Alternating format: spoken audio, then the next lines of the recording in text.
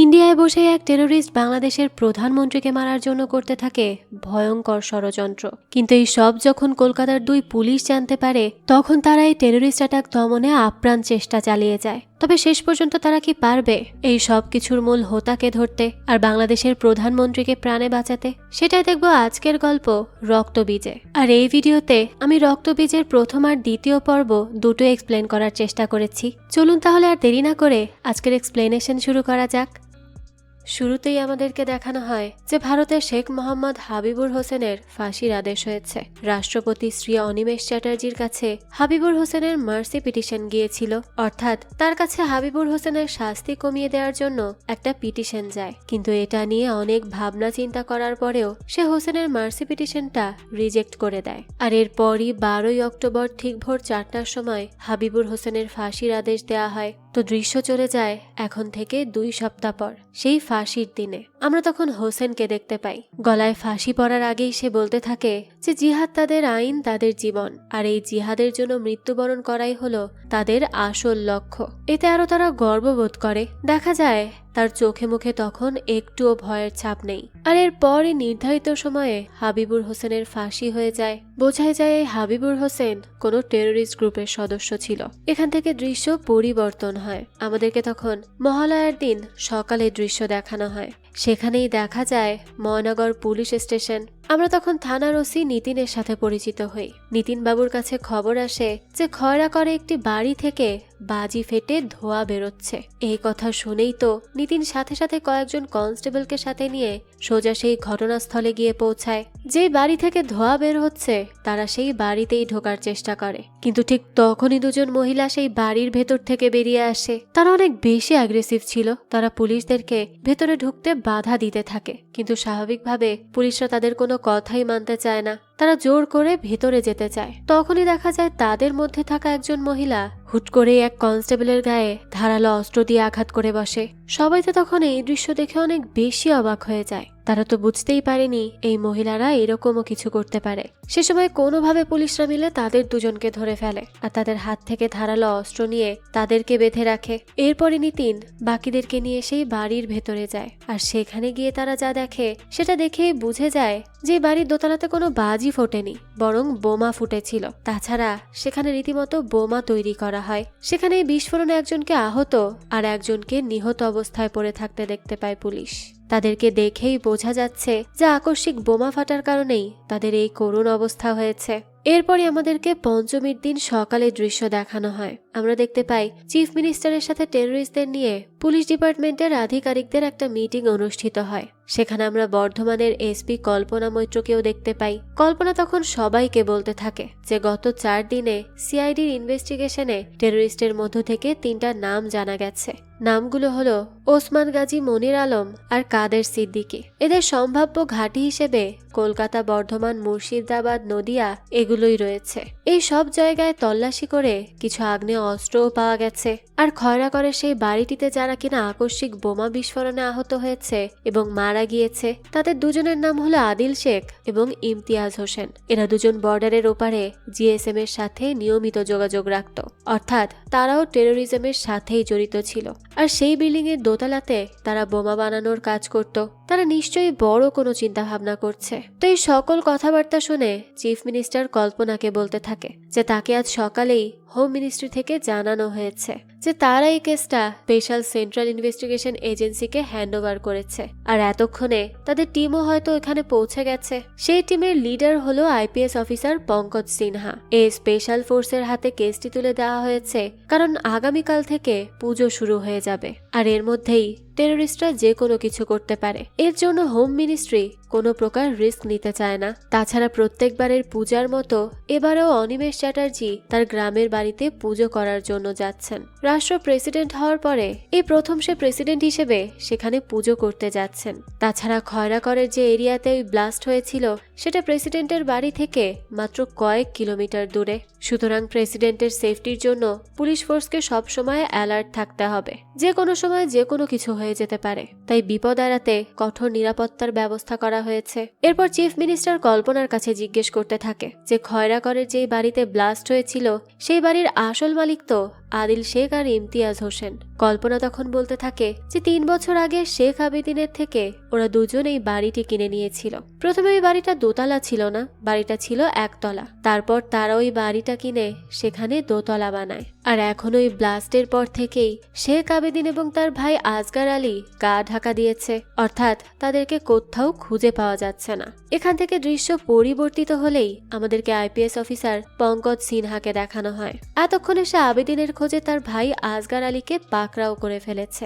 আর পঙ্কজ সিনহার চাপে পড়ে আসগার আলী বলতে থাকে যে তার বড় ভাই আবেদিন আজমির শরীফে গিয়েছে। পঙ্কজ এবং তার টিম তখন আসগরের বাড়িতে চলে যায়। এখানে গিয়েই তারা তার বাড়ি তল্লাশি করতে থাকে। বেশ অনেকক্ষণ তল্লাশি করার পরও তারা সেরকম কিছুই পায় না। আমাদেরকে তখন প্রেসিডেন্ট অনিমেষ চ্যাটার্জিকে দেখানো হয়। সে আজ তার দেশের বাড়ি মিরপুর পৌঁছে গেছে।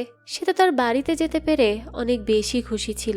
আর এই জায়গাটা ছিল খয়রাকরের একদম কাছে। আমাদের তখন দেখানো হয় পঙ্কজ সিনহার টিম এবং কল্পনার টিমও সেখানে পৌঁছে যায়। তারা দুই টিম একে অপরের সাথে দেখা করে আর নিজেদের মধ্যেই আলাপ পরিচয় সেরে নেয়। এরপর তারা সবাই কেস নিয়ে আলোচনা করতে শুরু করে। পঙ্কজ সিনহা সবাইকে বলতে থাকে যে সিআইডি তাদের এই কেসটা হ্যান্ড ওভার করে দিয়েছে আর তারা ইনভেস্টিগেশন করে জানতে পেরেছে যে আদিল শেখ এবং ইমতিয়াজ হোসেন ওই বাড়িটাকে আলাদা রাখার জন্য বাড়ির আশেপাশের জমি পুকুর এই সব কিছু কিনে নিয়েছিল, যাতে করে কেউ তাদেরকে ঝামেলায় ফেলতে না পারে। পঙ্কজ এরপর তার টিম মেম্বার আসিফকে জিজ্ঞেস করে যে ফরেন্সিক এই কেসের ব্যাপারে কি বলছে, কোনো আপডেট পাওয়া গেল কি?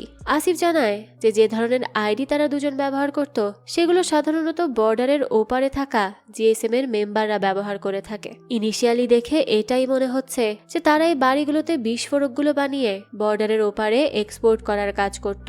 তখন এ কথা শুনে পঙ্কজ বলতে থাকে যে কিন্তু ওসমান গাজী, মনির আলম আর কাদের সিদ্দিকীর জিএসএম এর কানেকশন খুবই স্ট্রং। শুধুমাত্র বিস্ফোরক এক্সপোর্ট করার জন্য কি তারা এত তৎপরতা করেছে, আর সেটাও ঠিক দুর্গাপূজার আগে? অর্থাৎ এখানে পঙ্কজের মনে হচ্ছে যে এই টেরোরিস্টগুলোর আরো বড় কোনো প্ল্যান রয়েছে। কল্পনাও তখন তার কথাগুলো শুনে বলতে থাকে যে তাহলে কি টেরোরিস্টরা এখন প্যান্ডেলে প্যান্ডেলে বিস্ফোরণ ঘটাতে চাচ্ছে? এর উত্তরে পঙ্কজ বলে যে হ্যাঁ, সেটাও হতে পারে, তবে যে পরিমাণ বিস্ফোরক ইতিমধ্যেই উদ্ধার করা গিয়েছে তাতে 50টা প্যান্ডেল একসাথে উড়িয়ে দেওয়া সম্ভব। শেখ হাবিবুর হোসেনের ফাঁসির পরে তাদের টিম অফিসিয়ালি স্টেটমেন্ট দিয়েছিল যে তারা এই ফাঁসির প্রতিশোধ নিবে। আর যেই বাড়িটাতে বোমা বানানো হতো সেটা প্রেসিডেন্টের মিরপুরের বাড়ি থেকে মাত্র কয়েক কিলোমিটার দূরে। এ কারণে তাদেরকে এখন সব সময় সতর্ক থাকতে হবে, কারণ এদের কোনো বিশ্বাস নেই। এরপরই পঙ্কজ কল্পনার কাছে প্রেসিডেন্ট অনিমেষ চ্যাটার্জির পরিবার এবং তার কাছাকাছি লোকেদের সব ডিটেলস জানতে চায়। কল্পনাও তখন তাকে ডিটেলসে সবার পরিচয় জানাতে থাকে। প্রথমেই আমাদেরকে যাকে দেখানো হয় সে হলো অনিমেষ চ্যাটার্জির বড় বোন গৌরী দেবী। তার সব ছেলে মেয়েরা বাইরে থাকে। গৌরী দেবী 2 বছর আগে বাথরুমে পড়ে গিয়ে তার কোমর ভেঙে ফেলেছিল, তারপর থেকে সে হুইল চেয়ারেই আছে। এরপর আমাদেরকে যামিনী হালদার নামের এক মহিলাকে দেখানো হয়। তিনি হলেন একজন বিধবা। কয়েক বছর হলো সে গৌরী দেবীর বাড়িতেই রয়েছে। বাড়ির কাজ বাজ রান্না বান্না সবটাই সে দেখাশোনা করে।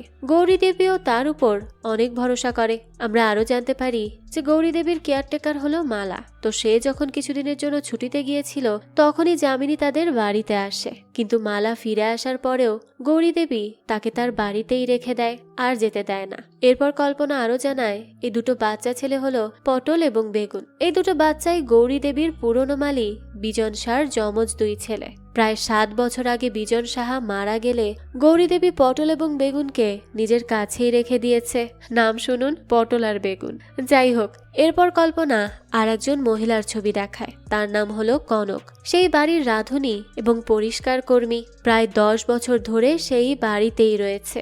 এরপর দেখানো হয় আর একটা লোককে। তার নাম হলো নিশিকান্ত মান্না। আর সে হলো এই বাড়ির অনেক পুরনো ড্রাইভার সমরেশ বাবুর ভাগ্নে। সে কিছুদিন চেন্নাইতে চাকরি করার পর গ্রামে ফিরে আসে, আর এরপর সমরেশ বাবুই তাকে এই বাড়িতে চাকরিতে ঢুকিয়ে দেয়। নিশিকে গৌরী দেবীর এক প্রকার ম্যানেজারই বলা যেতে পারে। এই তো বছর 2 হলো সে গৌরী দেবীর বাড়িতেই রয়েছে আর সবকিছু দেখাশোনা করছে। এখন দেখানো হয় আমাদেরকে মালা মণ্ডলকে। গৌরী দেবী অসুস্থ হওয়ার পর থেকে সে এখানেই আছে তার দেখাশোনা করার জন্য। মালার আসলে তার স্বামীর সাথে খুব একটা ভালো সম্পর্ক নেই, তাই ছেলে শঙ্করকে নিয়েই সে গৌরী দেবীর বাড়িতে থাকে। তো এই বাচ্চাটি হলো শঙ্কর মণ্ডল, মালার ছেলে। গৌরী দেবী তাকে এখানেই একটা স্কুলে ভর্তি করে দিয়েছেন। বোঝাই যায় গৌরী দেবী অনেক ভালো মানুষ। এবার যার ছবি দেখানো হয় তার নাম হলো সমরেশ দাস। সেই হলো এই বাড়ির সবচেয়ে পুরনো ড্রাইভার। প্রায় বছর 40-এরও বেশি সময় ধরে সে গৌরী দেবীর বাড়িতে ড্রাইভারি করছে, আর এদের সবারই আইডি প্রুফ রয়েছে। এই সব কথা শুনে পঙ্কজের টিমের সদস্য বকুল মজা করে বলতে থাকে যে গৌরী দেবী বোধহয় কাউকেই ফেলে দিতে পারেন না, সবাইকেই নিজের বাড়িতে রেখে দিয়েছেন। এরকম মানুষ তো আজকাল পাওয়াই দুষ্কর। তখন পঙ্কজ বলতে থাকে যে আসলে তারা ভাবতেই পারেন না যে তাদের বাড়ির কয়েক হাত দূরে বিস্ফোরক তৈরি হতে পারে, আর সেই বিস্ফোরক তাদের প্রোগ্রামকে উড়িয়ে দিতে পারে। এদিকে আমাদেরকে গৌরী দেবীকে দেখানো হয়। ছোট ভাই আসছে দেখে গৌরী দেবী অনেক বেশি খুশি ছিল। সে তো অনেক রান্নার আয়োজন করতে থাকে। এরপর সেগুলো টিফিন বক্সে ভরে নিশিকে দিয়ে তার বাপের বাড়ি মানে প্রেসিডেন্ট অনিমেষ চ্যাটার্জির বাড়িতে পাঠিয়ে দেন। তখন আমরা দেখতে পাই নিশি মালার ছেলে শঙ্করকে ডাকতে আসে তার সাথে যাওয়ার জন্য।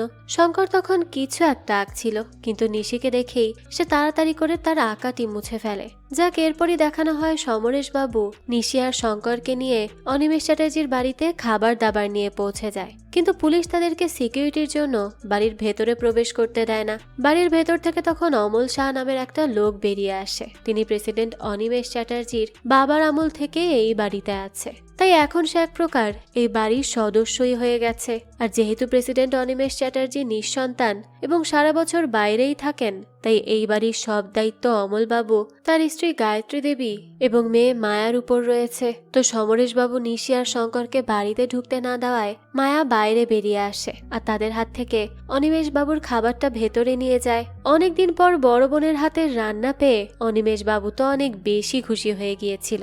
এখান থেকে দৃশ্য পরিবর্তন হয়, আমাদেরকে পুলিশ স্টেশনের দৃশ্য দেখানো হয়। সেদিন সেই বিস্ফোরণ হওয়া বাড়ি থেকে যে দুজন মহিলাকে আটক করা হয়েছিল তাদের দুজনের নাম হলো আমিনা বিবি এবং হোসনা। পঙ্কজ তাদের থেকে তাদের পরিকল্পনার ব্যাপারে জানার অনেকভাবে চেষ্টা করতে থাকে, কিন্তু কোনোভাবে এসে আমিনার মুখ খোলাতে পারে না।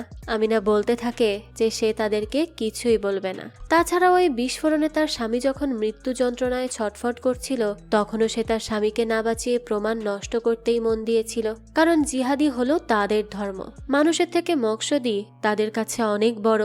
আমিনার এসব কথা শুনে পঙ্কজ খুব ভালো করেই বুঝতে পারে যে এই সন্ত্রাসবাদীরা এদের এমন ভাবে ব্রেন ওয়াশ করেছে যে দরকার পড়লে এরা নিজের জীবন দিয়ে হলেও তাদের এই সন্ত্রাসবাদ বজায় রাখবে। এটাকেই তারা তাদের ধর্ম মনে করে, কিন্তু আসলে তো ধর্ম এমন না। কোনো ধর্মেই মানুষকে ক্ষতি করা শেখায় না, কিন্তু এদের তো এমন অবস্থা করা হয়েছে যে কোনটা ঠিক আর কোনটা বেঠিক সেটাই তারা বুঝতে পারে না। যাক, পঙ্কজ এরপর হোসনার কাছে যায়। তার দুটো ছোট ছোট বাচ্চা রয়েছে। পঙ্কজ তখন হোসনার থেকে কথা বের করার জন্য তাকে বলতে থাকে যে যতক্ষণ না পর্যন্ত সে মুখ খুলবে তার বাচ্চাদেরকে তার কাছে আসতে দেওয়া হবে না, তাকে পানিও খেতে দেওয়া হবে না।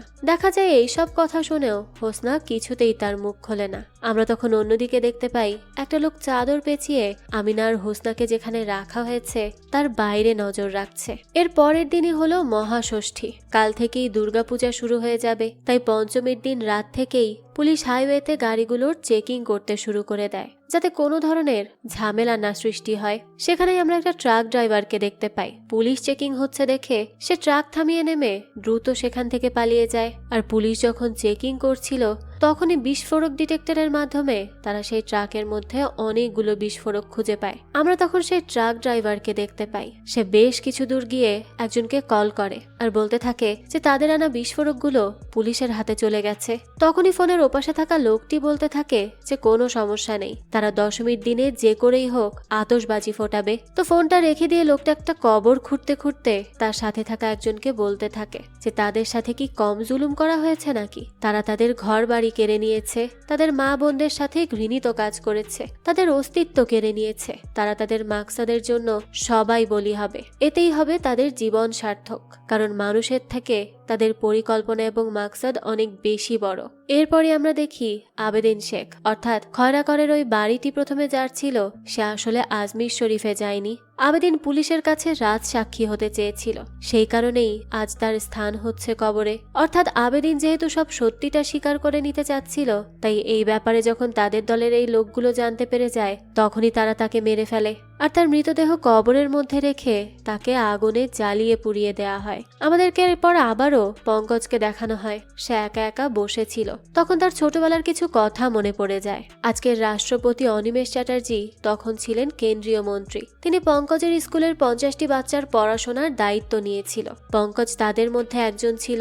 অনিমেষ চ্যাটার্জি যেদিন তাদের স্কুলে গিয়েছিল সেদিন পঙ্কজ তাকে ফুল দেওয়ার সময় তাকে বলেছিল যে সে বড় হয়ে পুলিশ অফিসার হবে আর সবাইকে প্রোটেক্ট করবে। তখন অনিমেষ চ্যাটার্জি পঙ্কজকে বলেছিল যে প্রয়োজন পড়লে সে তাকেও প্রোটেক্ট করবে। তো আজকের দিনে দাঁড়িয়ে সত্যিই পঙ্কজের কাছে সেই সুযোগটা এসেছে, প্রেসিডেন্ট অনিমেষ চ্যাটার্জিকে প্রোটেকশন দেওয়ার সুযোগ। পরবর্তী দিনই দেখানো হয় অনিমেষ চ্যাটার্জির বাড়িতে মহাষষ্ঠীর পুজো শুরু হয়ে গেছে। ওদিকে গৌরী দেবীর বাড়িতে পুজো উপলক্ষে সবার জন্য বেশ ভালো মন্দ রান্না করা হয়। সবাই যখন খাওয়া দাওয়া করছিল তখন মালা খাবার দেওয়ার সময় নিশির পকেটে নিজের ফোনটা দেখে। এটা দেখে সে অনেক বেশি ক্ষেপে যায়। নিশি তখন মালাকে বলে যে তার ফোনটা মাটিতে পড়েছিল, যদি হারিয়ে যায় সেই কথা ভেবে সেই ফোনটা নিজের কাছে রেখে দিয়েছে। তবে মালার ফোনটা তখন বন্ধ ছিল। এটা দেখে মালা তার ছেলে শঙ্করকে একটা কষে থাপ্পড় মারে আর বলতে থাকে যে এটা তার একদম নতুন ফোন, কেউ বন্ধ না করলে এটা আপনা আপনি বন্ধ হবে কিভাবে। হঠাৎ করে মালার এরকম আচরণে সেখানে থাকা সবাই অনেক বেশি অবাক হয়ে যায়। কেউ তো বুঝতেই পারে না হুট করে মালার কি হলো, কারণ সে তো আগে কখনো এমন ব্যবহার করেনি। এখান থেকেই দৃশ্য পরিবর্তন হয়। আমাদেরকে তখন একটা লোককে দেখানো হয়, তার নাম হলো ভাস্কর। তিনি হলেন একজন জার্নালিস্ট। প্রেসিডেন্টের বাড়ির খবর আর ওই সন্ত্রাসবাদীদের কেসটার খবরের জন্যই ভাস্কর মিরপুরে এসে পড়ে রয়েছে। কোনোভাবে কোনো ইনফরমেশন জোগাড় করার চেষ্টা করছে সে। এরপরই দেখানো হয় গৌরী দেবীকে নিয়ে যামিনী, নিশি আর সমরেশ বাবু অনিমেষ বাবুর বাড়ির পুজোতে গিয়ে পৌঁছায়। পঙ্কজও তার পুরো টিমকে নিয়ে সেখানে পৌঁছে যায়। এরপরই মেটাল ডিটেক্টর এবং ম্যানুয়াল সিকিউরিটি চেকিং করে সবাইকে ভেতরে প্রবেশ করতে দেওয়া হয়। তখন আমাদের ভাস্করকে দেখানো হয় সে সেখানে গিয়ে ওসি নিতিন বাবুর কাছ থেকে এই ইনভেস্টিগেশনের প্রোগ্রেস কতদূর সেই ইনফরমেশন গুলো জানতে চায়। নিতিন বাবু জানায় যে এগুলো হলো সেন্ট্রাল ইনভেস্টিগেশনের ব্যাপার, সে কি করে এ ব্যাপারে জানবে। তবে তাদের কথোপকথন শুনে আমরা এতটুকু বুঝতে পারি যে ভাস্করকে নিতিন বাবু অনেক ইনফরমেশন দিয়ে থাকে। তাছাড়া প্রেসিডেন্ট এবং গৌরী দেবীর বাড়ির সব সদস্যদের ইনফরমেশনও ভাস্করই নিতিন বাবুকে দিয়েছিল। এরপর আমাদের পঙ্কজকে দেখানো হয় তার কাছে একটা কল আসে। সে তখন খবর জানতে পারে যে সেই ট্রাক ড্রাইভার শাহাবুদ্দিনের খোঁজ পাওয়া গেছে। ক্ষমতা পাওয়ার পরেই কল্পনা আর পঙ্কজ তাদের পুরো টিমকে নিয়ে শাহাবুদ্দিনের লোকেশনে গিয়ে পৌঁছায়। অনেক সময় ধরে চলে চোর পুলিশের খেলা, আর এরপরই এক সময় তারা শাহাবুদ্দিনকে ধরতে সক্ষম হয়। তারপরই তারা তার মাথায় বন্দুক রেখে এইটা জানতে পারে যে তার ট্রাকে রাখা সেই বিস্ফোরকগুলো শিমুলতলি থেকে মিরপুরে যাচ্ছিল। খয়রাকরে একটা ট্রেনিং স্কুল আছে, সেখানেই রিভলভার চালানো, তার সাথে সাথে আরো অনেক কিছু ট্রেনিং দেয়া হয় লোকেদের। ওখানে 3 জন মেয়েও আছে যাদের নাম হলো আমেনা হোসনা আর রাবেয়া। শাহাবুদ্দিন এখানে আর কিছু বলবে তার আগেই বাইরে থেকে হুট করেই কেউ একজন তাকে গুলি করে মেরে ফেলে। পুলিশ তো এসব দেখে একেবারেই অবাক হয়ে যায়। তারা তখন উপর থেকে চারিদিকে দেখতে থাকে, কিন্তু এত ভিড়ের মধ্যে যে কে গুলি করেছে সেটা তারা বুঝতে পারছিল না। তবে আমরা তখন দেখতে পাই যে যেই লোকটা আবেদিন শেখকে আগুনে জ্বালিয়ে পুড়িয়ে দিয়েছিল সেই শাহাবুদ্দিনকে গুলি করে মেরে ফেলেছে, আর এখন ভিড়ের মধ্যে খুব সহজেই মিশে গেছে। তাই তাকে পুলিশ চাইলেও খুঁজে বের করতে পারবে না। সে তখন বলতে থাকে যে বিশ্বাসঘাতকের বেঁচে থাকার কোনো অধিকার নেই, মানুষের থেকে আমাদের মাকসাদ অনেক বেশি বড়। এখান থেকে আমাদেরকে গৌরী দেবীকে দেখানো হয় সে অনিমেষ বাবুর সাথেই বসেছিল। সে তখন বলতে থাকে যে সে রাষ্ট্রপতি অনিমেষ চ্যাটার্জির মধ্যে তার ছোট্ট ভাই পুলুকে খুঁজছে। তার ছোট ভাই বলির সময় একটা অবলা প্রাণীকে বাঁচাবার জন্য সারা বাড়ির সাথে লড়াই করত, অথচ আজ তারই একটা কলমের খোঁচায় একটা মানুষের ফাঁসি হয়ে গেল। অর্থাৎ সে এখানে হাবিবুর হোসেনের ফাঁসির কথা বলছে। সে আরো বলতে থাকে যে হাবিবুর হোসেনের ক্ষমা ভিক্ষার কান্না তার কান পর্যন্ত পৌঁছালো না। অনিমেষ বাবু তখন তার বোনের কাছ থেকে এসব শুনে বলতে থাকে যে সে খুব ভালো করেই জানত যে তার বড় বোন অর্থাৎ গৌরী দেবী তাকে এই প্রশ্নটা অবশ্যই করবে। তিনি যখন শেখ হাবিবুর হোসেনের মার্সি পিটিশন রিজেক্ট করে দিয়েছিলেন তখনই তার চোখে তার দিদির মুখটাই ফুটে উঠেছিল। তিনি জানতেন এই কারণের জন্য তাকে তার দিদির কাছে কৈফিয়ত দিতে হবে। তবে যে লোকটা রাজপথ দিয়ে হেঁটে যেতে যেতে গুলি করে করে আশেপাশের অসংখ্য মানুষকে তার গুলিতে ঝাঁঝরা করে দিয়েছে তাকে কোনোভাবেই ক্ষমা করা যায় না। সে সেই মৃত মানুষগুলো পরিবারের লোকেদের কান্না এমন একটা অপরাধীকে কখনোই ক্ষমা করতে দিতে পারে না। এবার আমরা দেখতে পাই সেদিন রাতে গৌরী দেবীর বাড়িতে সবাই যখন ঘুমাচ্ছিল তখন কেউ একজন চাদর মুড়ি দিয়ে বাড়ির পেছনের দরজার কাছে যায়। দরজার বাইরেও তখন আমরা একটা লোককে দাঁড়িয়ে থাকতে দেখি। ওরা নিজেদের মধ্যে একটা সংখ্যা বলে, তারপরই দরজা খুলে কিছু একটা আদান প্রদান করে। এরপরই আমরা দেখতে পাই নিশি চাদর মুড়ি দিয়ে যামিনীর ঘরের মধ্যে ঢুকে যায়। ওদিকে কনক তার ঘরের জানালা খুলে তাদেরকে এমনটা করতে দেখে ফেলে। এদের মধ্যে কি সম্পর্ক তা তো আমরা পরবর্তীতেই জানতে পারবো। এরপরে আমাদেরকে মহাসপ্তমীর সকাল দেখানো হয়। চ্যাটার্জি বাড়িতে পুজোর অনুষ্ঠান চলছে, বেশ ধুমধাম শুরু হয়ে গেছে, একেবারে উৎসব মুখর পরিবেশ।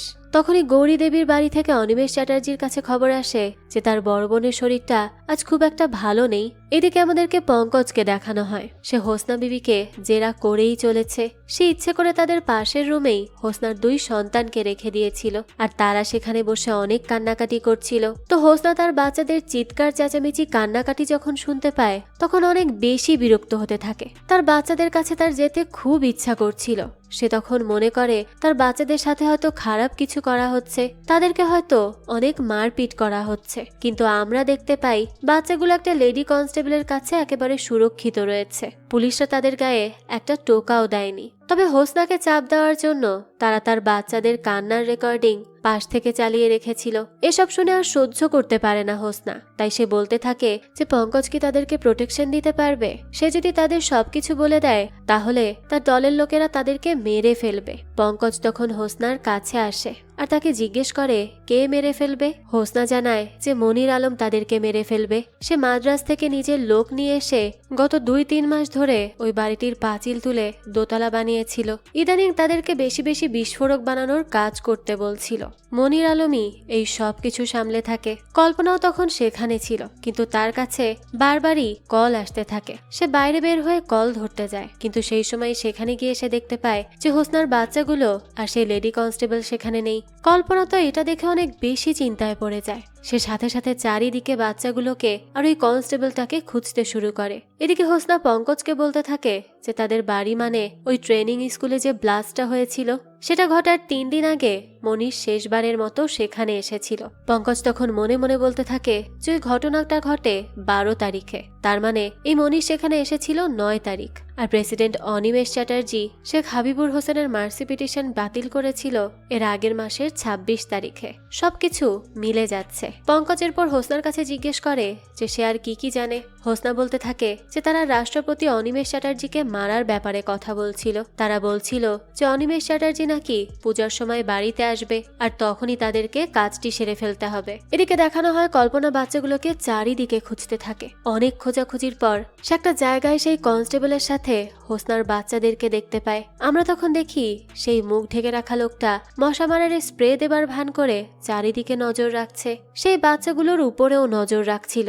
অন্যদিকে পঙ্কজ খুব ভালো করেই বুঝতে পেরে গিয়েছে যে সন্ত্রাসগুলো অনিমেষ চ্যাটার্জিকে মেরে ফেলারই কল্পনা করছে। বিপদ বুঝতে পেরে সে দ্রুত প্রেসিডেন্ট অনিমেষ চ্যাটার্জিকে একটা ব্যক্তিগত চিঠি লেখে। চিঠিতে নিজের পরিচয় জানিয়ে পঙ্কজ বলতে থাকে যে তার ইনভেস্টিগেশন বলছে কিছু মানুষ তার পশ্চিমবঙ্গের এবং এই দেশের ক্ষতি করার চেষ্টা করছে, তাই অবিলম্বে চ্যাটার্জি বাড়ির সদর দরজা যেন বাইরের লোকেদের জন্য বন্ধ করে দেওয়া হয়। আর এটার জন্য সে চিঠিতে অনিমেষ চ্যাটার্জির কাছে অনুমতিও চায়, কিন্তু অনিমেষ চ্যাটার্জি এতে না চাইতেও রাজি হয়ে যায়, যার জন্য তখন বাড়ি থেকে বাইরের লোকেদেরকে বের করে দেওয়া হয় আর চ্যাটার্জি বাড়ির সদর দরজা বন্ধ করে দেওয়া হয়। অনিমেষ চ্যাটার্জি তখন খুবই দুঃখ প্রকাশ করে আর বলতে থাকে যে তার পুরো জীবনে কখনোই চ্যাটার্জি বাড়ির দরজা পুজোর সময় বাইরে লোকেদের জন্য বন্ধ হয়নি। এই প্রথমবার এরকম একটা ঘটনা ঘটলো। তার অনেক বেশি খারাপ লাগতে থাকে।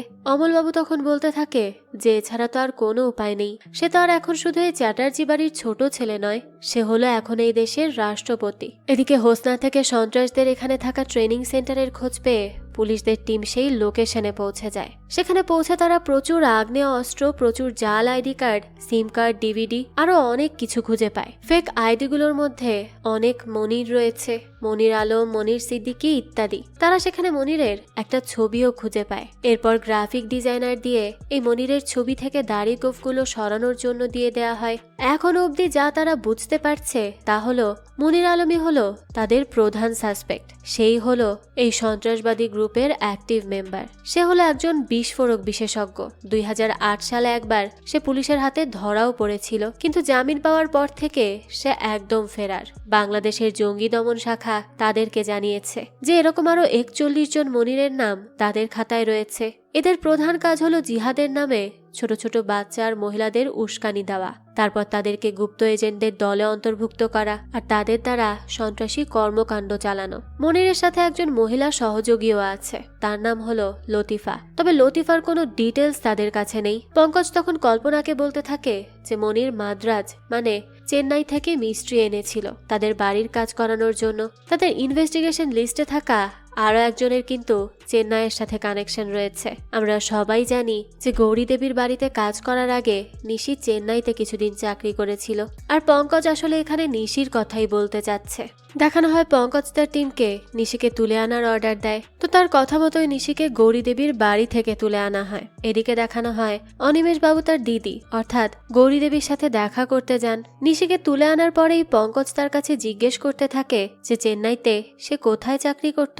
নিশি জানায় সে একটা জুট মিলে কাজ করত, সেখানকার ঠিকানাটা আর মালিকের নামটাও সে বলে দেয়। তবে ফোন নাম্বারটা সে বলতে পারে না, কারণ সেটা নাকি নিশির আগের ফোনে ছিল।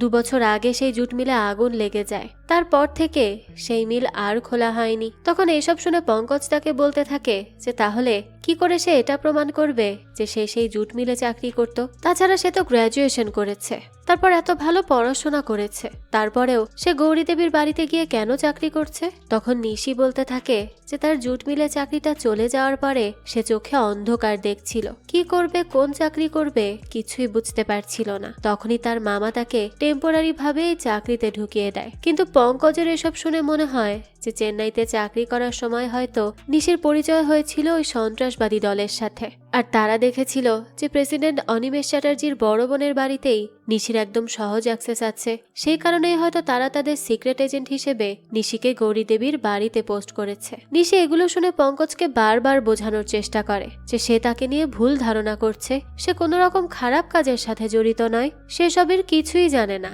কিন্তু নিশির কথা তো মোটেও বিশ্বাসযোগ্য লাগছিল না পঙ্কজের, তাই তারা নিশিকে সেখানেই আটকে রাখে। নিশিরও তখন কিছু বলার বা করার মতো কিচ্ছু ছিল না, তাই সেও চুপচাপ সব মেনে নেয়। এরপর আমাদেরকে দেখানো হয় গৌরী দেবীর বাড়ির সবার চ্যাটার্জি বাড়িতে অষ্টমীর অঞ্জলি দিতে যাওয়ার কথা, কিন্তু ওসি নিতিন বাবু বাইরে এসে তাদের সবাইকে বলতে থাকে যে বাড়ির ভেতরে শুধু গৌরী দেবী যেতে পারবেন, বাকিরা কেউ যেতে পারবে না। তাদেরকে ওপর মহল থেকে এমনই আদেশ দেওয়া হয়েছে। এই কথাটা শুনে তখন বাড়ির সবারই ভীষণ মন খারাপ হয়ে যায়। গৌরী দেবী তখন একাই তার বাপের বাড়ির ভেতর যায়, আর বাকিরা তখন সদর দরজার বাইরে দাঁড়িয়েই অনিমেষ চ্যাটার্জির চণ্ডী পাঠের জন্য অপেক্ষা করতে থাকে। ছোটবেলায় গৌরী দেবী এবং তার ভাই দুজনে মিলে চণ্ডী পাঠ করত, সেই প্রথা বজায় রেখে আজ আবারও ভাই বোন দুজনে মিলে একসাথে চণ্ডী পাঠ করতে থাকে। ওদিকে মনির আলমের ডেরা থেকে যে ডিভিডিগুলো পাওয়া যায় পঙ্কজ দেখে তার মধ্যে একটা ডিভিডি সেখান থেকে মিসিং। এরপর ল্যাপটপে ডিভিডিগুলো চালিয়ে তারা দেখে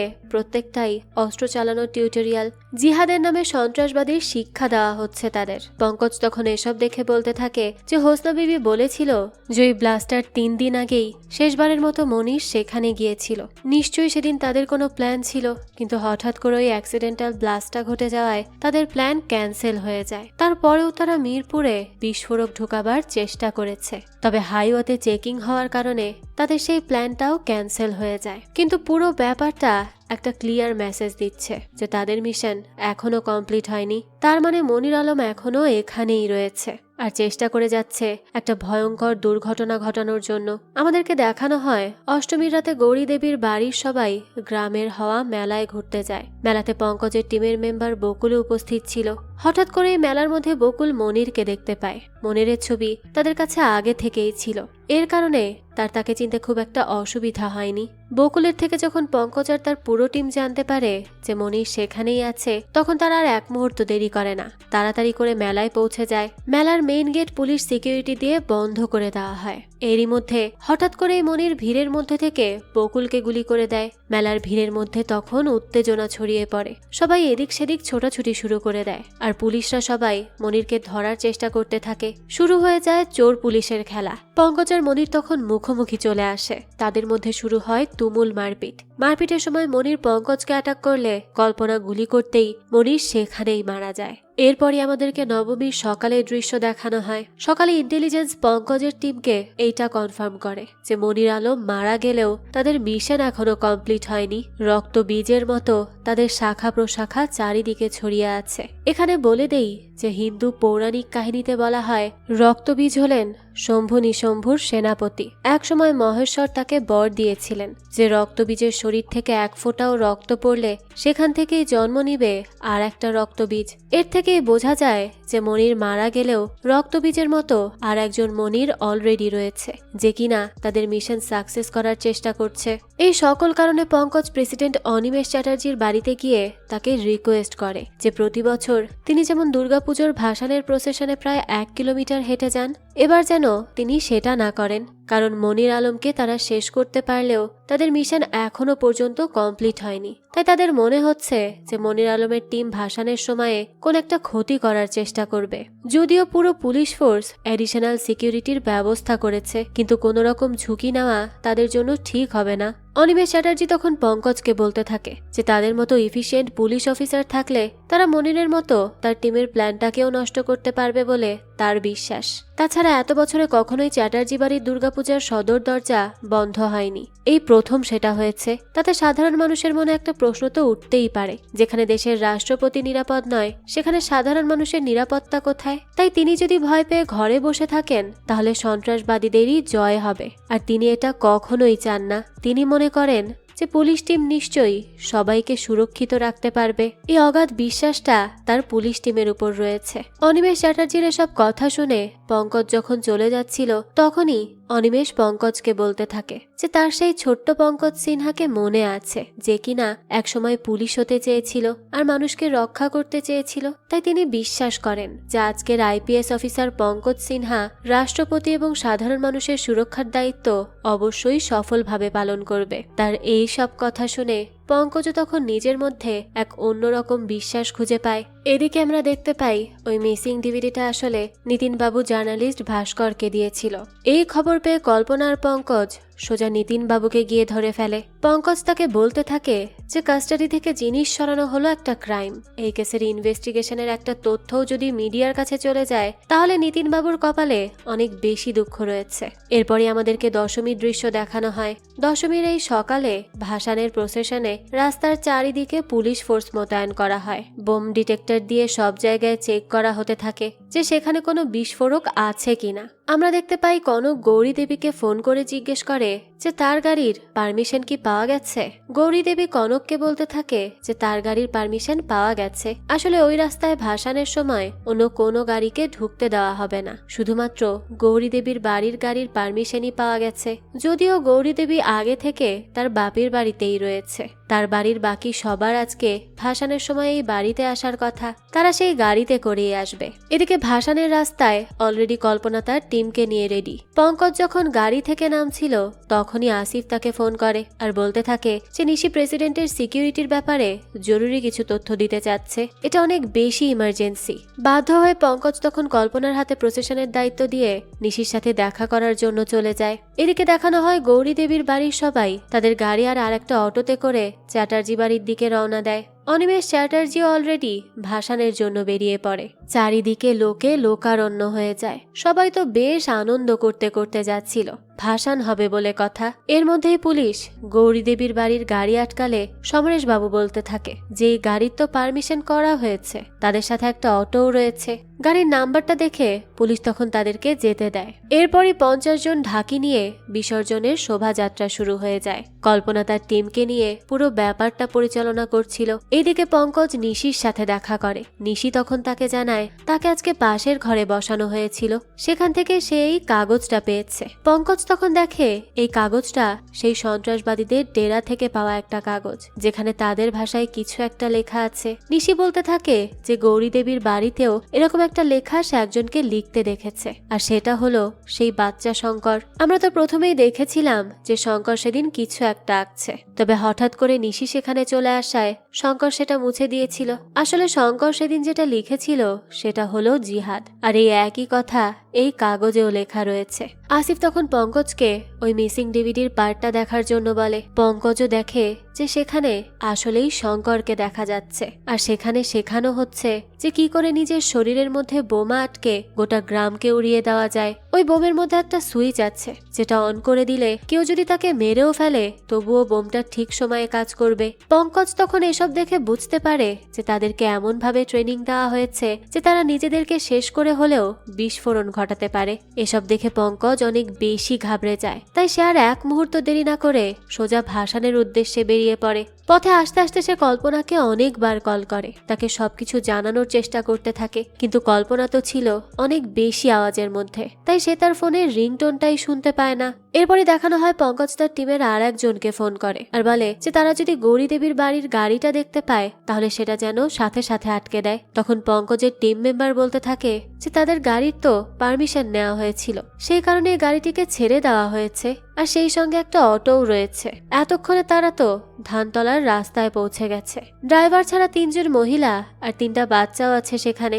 এই কথা শুনে পঙ্কজ ইমিডিয়েটলি ওই গাড়ি আর অটোটাকে আটকানোর জন্য বলে, কিন্তু ততক্ষণে সেই গাড়ি আর অটোটা পুলিশ চেকিং এর সব আওতা ছাড়িয়ে বেরিয়ে গেছে। এদিকে ভাসান দেখার জন্য গ্রামবাসীদের প্রচন্ড ভিড় লেগে যায়, যে কারণে পঙ্কজের গাড়ি কোনোভাবেই সামনে এগোতে পারছিল না। তখন বাধ্য হয়ে সে গাড়ি থেকে নেমে যায় আর একভাবে দৌড়াতে শুরু করে, কারণ সে খুব ভালো করেই বুঝতে পেরেছিল যে তার হাতে খুব বেশি একটা সময় নেই, যে কোনো মুহূর্তে যে কোনো বড় বিপদ ঘটে যেতে পারে। ওদিকে দেখা যায় প্রেসিডেন্ট অনিমেষ চ্যাটার্জি ভাসানের জন্য এগিয়ে চলেছে, আর এদিকে পঙ্কজ আর আসিফ অন্য রাস্তা ধরে তাড়াতাড়ি পৌঁছাবার জন্য চেষ্টা করতে থাকে। ভাসানের রাস্তায় গাড়ি যাওয়ার শেষ সীমানার পর নিতিনবাবু গৌরী দেবীর বাড়ির লোকেদের চিনতে পারে আর তাদেরকে চলে যেতে দেয়, কারণ তার কাছে তখনও তাদেরকে আটকাবার ব্যাপারে কোনো ইনফরমেশন আসেনি। এর মধ্যে পঙ্কজ সেখানে পৌঁছে যায়, কিন্তু দেখে ওই গাড়ি আর অটো দুটোই একদম ফাঁকা। সে তখন নিতিনবাবুর কাছে তাদের ব্যাপারে জিজ্ঞেস করে। সে তাকে বলে যে তারা তো এইমাত্র হেঁটে হেঁটে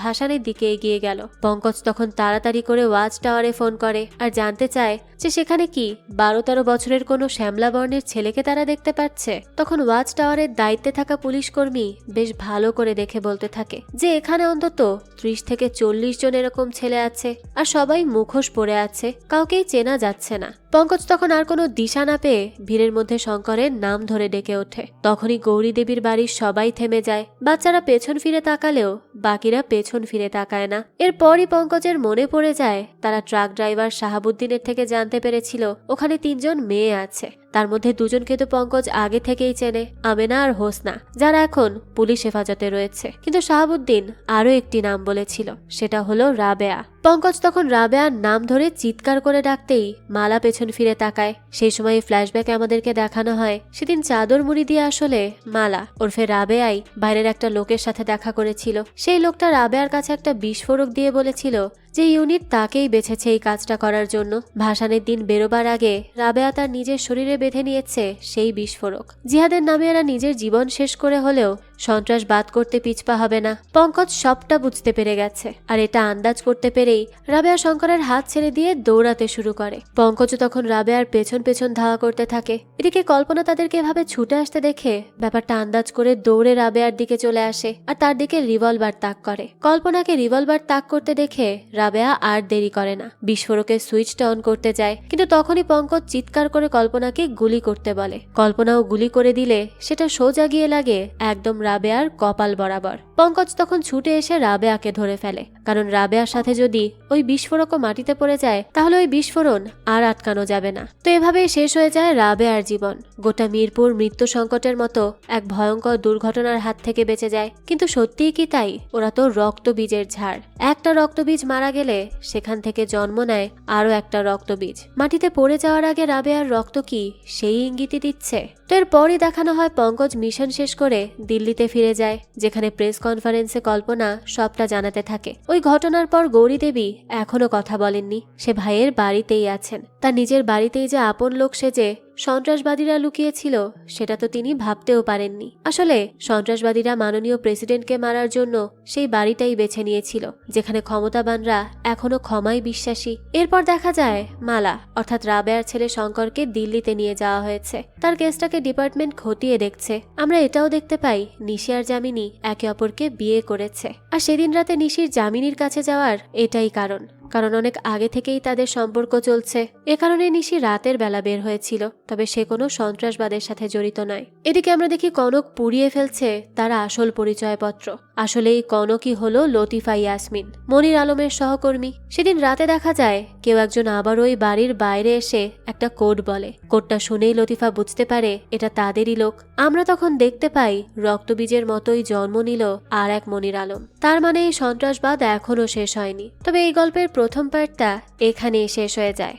শুরুতে আমাদেরকে স্পেশাল অফিসার পঙ্কজ সিনহাকে দেখানো হয়। সে তার টিম নিয়ে নিউ দিল্লিতে থাকা একটা স্টেডিয়ামে অপারেশন চালানোর জন্য যেতে থাকে, কারণ সেই স্টেডিয়ামে সন্ত্রাসীদের হামলা হয়েছে। তাদেরকে প্রতিরোধ করার জন্যই সে তার টিমকে নিয়ে সেখানে চলে যায়। এরপর বুদ্ধি করে সে সবগুলো সন্ত্রাসীকে পাকড়াও করে ফেলে। দেখা যায় পঙ্কজ একজন সন্ত্রাসীর পেছনে দৌড়ে যেতে থাকে। এরপরই তাদের মধ্যে প্রচন্ড গোলাগুলি শুরু হয়ে যায়। সন্ত্রাসীরা তাদের উপর হামলা করার আগেই পঙ্কজ সেখানে থাকা একজনকে গুলি করে দেয়। এভাবেই সে সন্ত্রাসীদের পরাস্ত করতে সক্ষম হয়। কিন্তু এরপর দেখা যায় পঙ্কজ সেই সন্ত্রাসীর কাছে হেঁটে যায় আর নিজের হাত বাড়িয়ে দিয়ে তাকে টেনে তোলে। এরই মাধ্যমে আমরা জানতে পারি যে আসলে এই পুরো বিষয়টা ছিল একটা প্রশিক্ষণ মহড়া। এখানে থাকা সবাই ইনক্লুডিং নকল সন্ত্রাসী সবাই পঙ্কজের টিমেরই মেম্বার ছিল। তারা মূলত এরকম কোনো সন্ত্রাসীদের হামলা হলে কিভাবে বুদ্ধিমত্তার সাথে বিভিন্ন কৌশলের মাধ্যমে পরিস্থিতি সামাল দিতে পারবে তারই ট্রেনিং নিচ্ছিল। ট্রেনিং শেষে পঙ্কজ তার টিমের উদ্দেশ্যে বলতে থাকে যে সে চায় না যে তাজ হোটেলের মতো কোনো ভয়াবহ হামলা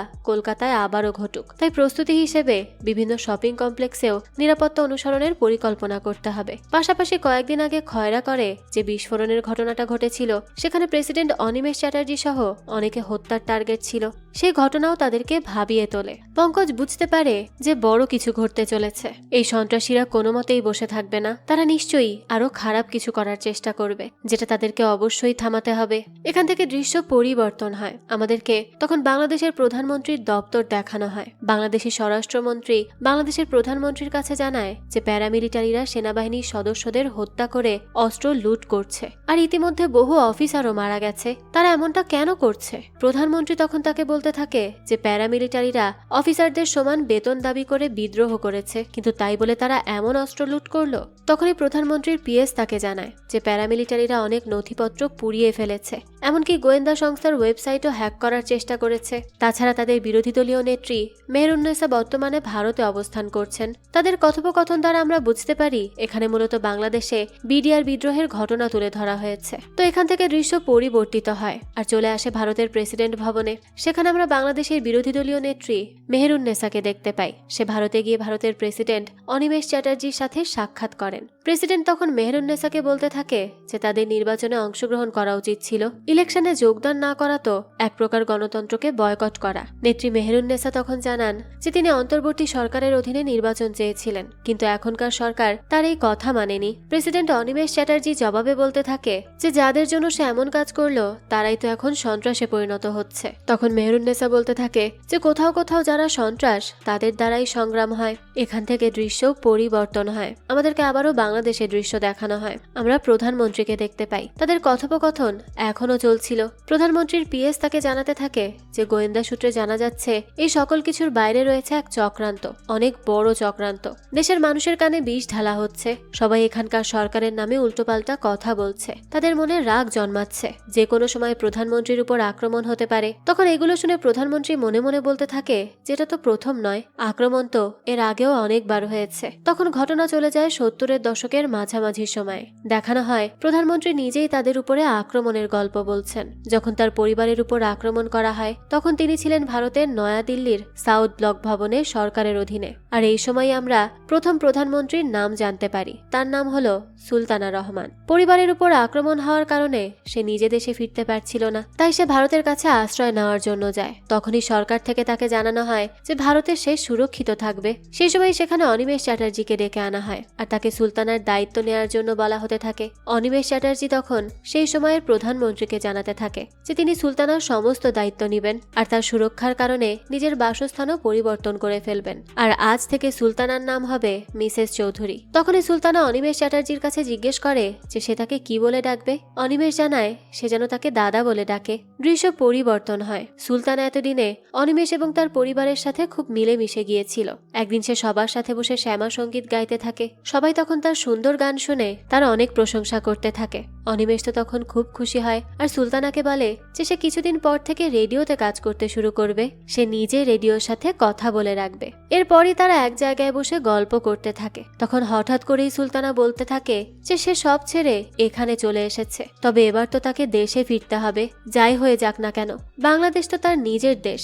এখান থেকে দৃশ্য পরিবর্তন হয় আর আমাদেরকে অনিমেষ চ্যাটার্জির বোন গৌরী দেবীকে দেখানো হয়। সে এখনো তার মিরপুরের সেই বাড়িতেই রয়েছে আর তার সাথে কনক, যামিনী, নিশি এরা সবাই আছে। কিন্তু তাদের মধ্যে থাকা কাউকে গৌরী দেবী আর বিশ্বাস করতে পারছেন না, কেননা মালা তার বিশ্বাস ভেঙে দিয়েছিল, যাকে সে অনেকটা বিশ্বাস করেছিল। তারপর থেকে তাদের সবাইকে সে কোনোভাবেই বিশ্বাস করতে পারছে না। তখন আমরা এটাও দেখতে পাই যে তার শরীরের অবস্থা খুব একটা ভালো না। যামিনী তার জন্য তখন খাবার রান্না করে আনে, কিন্তু গৌরী দেবী বলতে থাকে যে খাবারে বিষ আছে, সে খেতে পারবে না।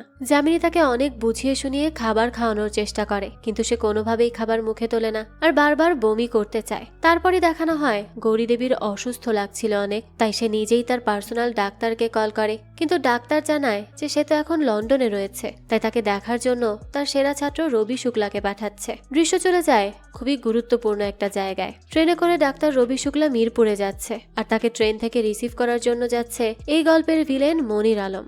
আগের পার্টে একটা মনির আলম মারা যাওয়ার পরে এই পার্টে রক্তবীজের মতো আরেকটা মনির আলমের জন্ম হয়েছে। একটা মনির আলম মারা যাওয়াতে রক্তবীজের মতো আরেকটি মনির আলমের জন্ম হয়েছে। দেখা যায় মনির স্টেশনে গিয়ে রবির সাথে দেখা করে আর তাকে তার পরিচয় জানায় যে তার নাম হলো মনির আলম। সেখানে তাকে রিসিভ করে গৌরী দেবীর বাসায় নিয়ে যাওয়ার জন্য এসেছে। ডাক্তারের সাথে পরিচিত হয়ে তারা কথা বলতে বলতে গাড়িতে উঠে পড়ে। কিছু দূর আসার পরেই হঠাৎ গাড়িতে উঠে ডাক্তারের কাছে তার সেই গুরু অর্থাৎ গৌরী দেবীর পার্সোনাল ডাক্তারের কল আসে আর সে তার কাছে পৌঁছে গিয়েছে কিনা এটা জানতে চায়। তখন তার সাথে কথা বলা শেষ করে ডাক্তার রবি মনিরকে বলতে থাকে যে অনেক তো সময় হলো, কবরডাঙ্গা এখান থেকে আর কত দূর? মনির আলম তখন একদম শান্তভাবে তাকে বলে যে কবরডাঙ্গা তো এখান থেকে এখনো অনেক দূর, কিন্তু কবরখানা অনেক আছে। এ কথা বলেই সে সাইলেন্সার দিয়ে ডাক্তারের মাথায় গুলি করে তাকে সেখানেই মেরে ফেলে। এখন আমাদের মনে প্রশ্ন আসতে পারে যে এই ডাক্তারের আসার ব্যাপারে আলম কিভাবে জানলো? আসলে আমরা তো আগেই দেখেছি যে গৌরী দেবীর বাড়িতে মালা ছাড়া আরেকজন ছিল যে কিনা এই সন্ত্রাসী দলের সাথে যুক্ত। সে হলো কনক, যার আসল নাম লতিফা। লতিফাই হয়তো আলমকে ডাক্তারের আসার ব্যাপারে জানিয়েছে। এখান থেকে দৃশ্য পরিবর্তন হয়। আমাদেরকে পুলিশ স্টেশনের দৃশ্য দেখানো হয়। আমরা দেখি পুলিশ স্টেশনে দুজন মুসলিম দম্পতি চিৎকার করে কান্না করছে। তারা কান্না করছে ঠিকই, কিন্তু কিছুটা হাস্যরসের সাথে। সেখানেই তখন এন্ট্রি হয় থানার বড় বাবু অর্থাৎ কল্পনার। সে সেখানে এসে দম্পতি দুজনের কাছে কি হয়েছে সেটা জিজ্ঞেস করে। এর উত্তরে তারা প্রথমে তাদের পরিচয় দেয়। তাদের নাম হলো আতা মিয়া আর নুরি বিবি। তাদের 3টা ছেলে আছে, কিন্তু 3 ছেলেই একসাথে মিসিং। কল্পনা তখন তাদের হারিয়ে যাওয়ার দিন, ছেলেদের বয়স এই সব জিজ্ঞেস করে। তারা বলে তাদের ছেলেদের বয়স যথাক্রমে 20, 30 আর 40 বছর। কিন্তু কল্পনা তখন দেখে এই দম্পতিদের নিজেদের বয়সই 45 থেকে 30 বছরের মধ্যে হবে, অর্থাৎ তাদের এই বয়সে সন্তান থাকা একেবারেই অসম্ভব। কল্পনা তখন খুব ভালো করে বুঝতে পারে যে এই দম্পতি ছেলেগুলোর আসল মা বাবা না, বরং জাল কাগজ দিয়ে ইমিগ্রেশনের মাধ্যমে তাদেরকে এখানে আনা হয়েছে আর ফেক আইডেন্টিটি ব্যবহার করা হয়েছে। এর পেছনে নিশ্চয়ই একটা বড় চক্র কাজ করছে। তাই তখনই কল্পনা সেই ভুয়া দম্পতিকে লক আপে পাঠিয়ে দেয়। এরপর দেখানো হয় সেখানে ইন্সপেক্টর নিতিন বাবু চলে আসে। সেই মূলত ছিল কল্পনার অ্যাসিস্ট্যান্ট। কল্পনা নিতিনের কাছে এই জাল আইডেন্টিটি বানানোর রিপোর্ট চায়। নিতিন তখন কিছুটা ঘাবড়ে যায়, কারণ রিপোর্টগুলো সে ঠিক করে সংরক্ষণ করে রাখেনি। ঠিক তখনই দেখানো হয় কল্পনার কাছে পঙ্কজের কল আসে। নিতিন এবারের মতো কল্পনার বিশাল বকা খাওয়ার হাত থেকে বেঁচে যায়। সে তখন তাড়াতাড়ি করে রিপোর্টগুলো গুছিয়ে নিতে শুরু করে। এদিকে দেখানো হয় পঙ্কজ কল্পনাকে কল দিয়ে বলতে থাকে যে সে পরের সপ্তাহে তাদের থানায় আসছে, সে যেন সকল রিপোর্ট রেডি করে রাখে, কারণ সে খবর পেয়েছে রক্তবীজ আবারও নাকি শহরে প্রবেশ করছে। তখন কল্পনার কাছে আরো একটা কল আসে। তখন সে নিতিন বাবুকে বলতে থাকে যে কাল একবার তাকে মিরপুর গিয়ে সবকিছু দেখে আসতে হবে যে সব ঠিকঠাক আছে কিনা। এরপরে দৃশ্য পরিবর্তন হয়। আমাদেরকে আবারও গৌরী দেবীকে দেখানো হয়। এখানে আমরা দেখতে পাই মনির আলম তার বেশ বদল করে গৌরী দেবীর বাড়িতে ডক্টর রবি শুক্লা সেজে আসে আর সেখানে এসেই সে গৌরী দেবীকে ইঞ্জেকশন দিয়ে দিচ্ছে। তাছাড়া সে তার সাথে খুব ভালোভাবে কথা বলে। সে গৌরী দেবীকে বলতে থাকে যে তাকে সে মা বলে ডাকতে চায়, কিন্তু গৌরী দেবী তো আগেও অনেককে বিশ্বাস করে ঠকেছে, তাই সে মনির আলমকে তার ছেলে হিসেবে মেনে নিচ্ছিল না। তবে দেখা যায় রবি অর্থাৎ ছদ্মবেশে থাকা মনির গৌরী দেবীর সুস্থ হওয়া পর্যন্ত সেখানেই থাকবে। এরপর আমাদেরকে কল্পনাকে দেখানো হয়। সে সূত্রের মাধ্যমে জানতে পেরেছে যে একটা বিল্ডিং এ কিছু সন্ত্রাসী রয়েছে।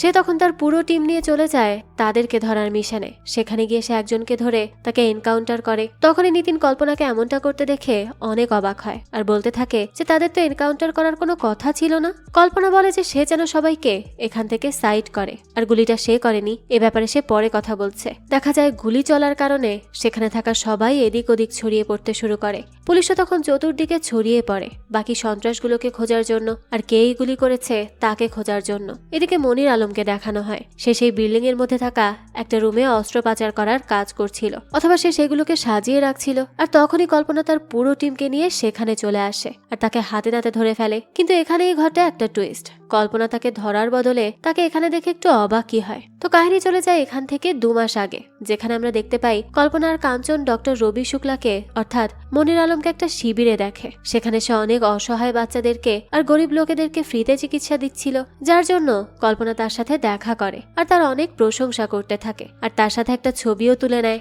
অর্থাৎ তখন থেকে তাদের মধ্যে ভালো সম্পর্ক রয়েছে। কল্পনা তো এটাই জানতো যে লোকটা অনেক ভালো একজন মানুষ, এর জন্য এখানে এসেও সে তার উপরে একদমই কোনো সন্দেহ করে না, বরং তার সাথে আবারও দেখা হওয়ার জন্য হাত মিলিয়ে নেয়। তাছাড়া তাকে অনেক ধন্যবাদও জানাতে থাকে। কিন্তু কল্পনা কেন তাকে ধন্যবাদ জানালো এ ব্যাপারে তো আমরা পরবর্তীতেই জানতে পারবো। তো গল্প আবারও ফিরে আসে বর্তমানে। আমাদেরকে দেখানো হয় গৌরী দেবীর বাড়িতে শনিদেবের পূজা হচ্ছে। ঘরের সবাই সেখানে একজোট হয়ে আছে। তখন দেখা যায় গৌরী দেবী তার ভাইকে অর্থাৎ অনিমেষ চ্যাটার্জিকে কল করে আর তাকে ফোনের মাধ্যমে পূজার শ্লোক শোনাতে থাকে। কথা বলা শেষে গৌরী দেবী তার চশমাটা চায়, তবে অন্য কেউ দেওয়ার আগেই মনীষ সেখানে দৌড়ে চলে আসে আর সেটা গৌরী দেবীর চোখে পড়িয়ে দেয়। তার এমন কেয়ার দেখে গৌরী দেবী তো অনেক খুশি হয়ে গিয়েছিল আর এরই মাধ্যমে সে মনিরকে তার ছেলের স্বীকৃতি দিয়ে দেয়। মনিরও তো এটাই চাইছিল। সে তো একজন সন্ত্রাস আর একজন প্রেসিডেন্টের বোনের বাড়িতে ঘাঁটি বাঁধা মানে তার মনে রয়েছে বিশাল কুচিন্তা। মনির আলমের একটাই পরিকল্পনা, আর তা হলো সেই বাড়ির সকলের বিশ্বাস অর্জন করবে আর সবার মনে জায়গা করে নিবে, বিশেষ করে গৌরী দেবীর। তারপরই তার সবচেয়ে বড় প্ল্যানটা সে বাস্তবায়ন করবে, আর এই বড় প্ল্যানের ব্যাপারে আমরা পরবর্তীতে জানতে পারবো। এখান থেকে দৃশ্য পরিবর্তিত হলে আমাদেরকে থাইল্যান্ডের দৃশ্য দেখানো হয়। মূলত মনিরের মনির আলম হয়ে ওঠার গল্পটা আমরা এখান থেকেই জানতে পারবো। তার আসল নাম হলো সাহিল। আমরা দেখতে পাই সে তার বাসায় বসেছিল, তখনই তার গার্লফ্রেন্ড মাহিরা তার কাছে আসে আর তার সাথে রোমান্টিক কথাবার্তা বলতে থাকে। তারা খুব সুন্দর সময় কাটাচ্ছিল। তখনই একজন এসে সাহিলকে বলতে থাকে যে তার মা অনেক বেশি অসুস্থ।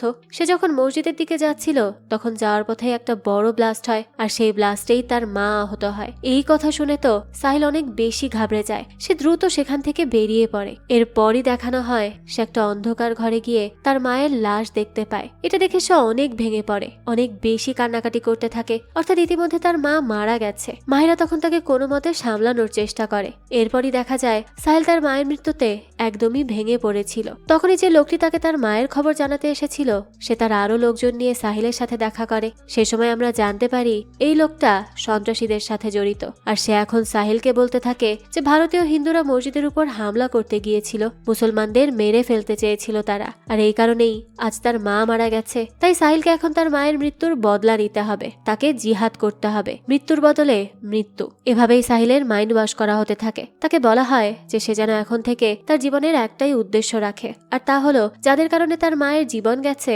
তাদেরকেই শেষ করে দেয়া, অর্থাৎ ভারতীয় মানুষদেরকে শেষ করা। তাদের এসব কথা শুনে সাহিলও তাদের কথা ইনফ্লুয়েন্স হয়ে যায়। সেও তখন বলতে থাকে যে সে তার মায়ের মৃত্যুর বদলা নিয়েই ছাড়বে।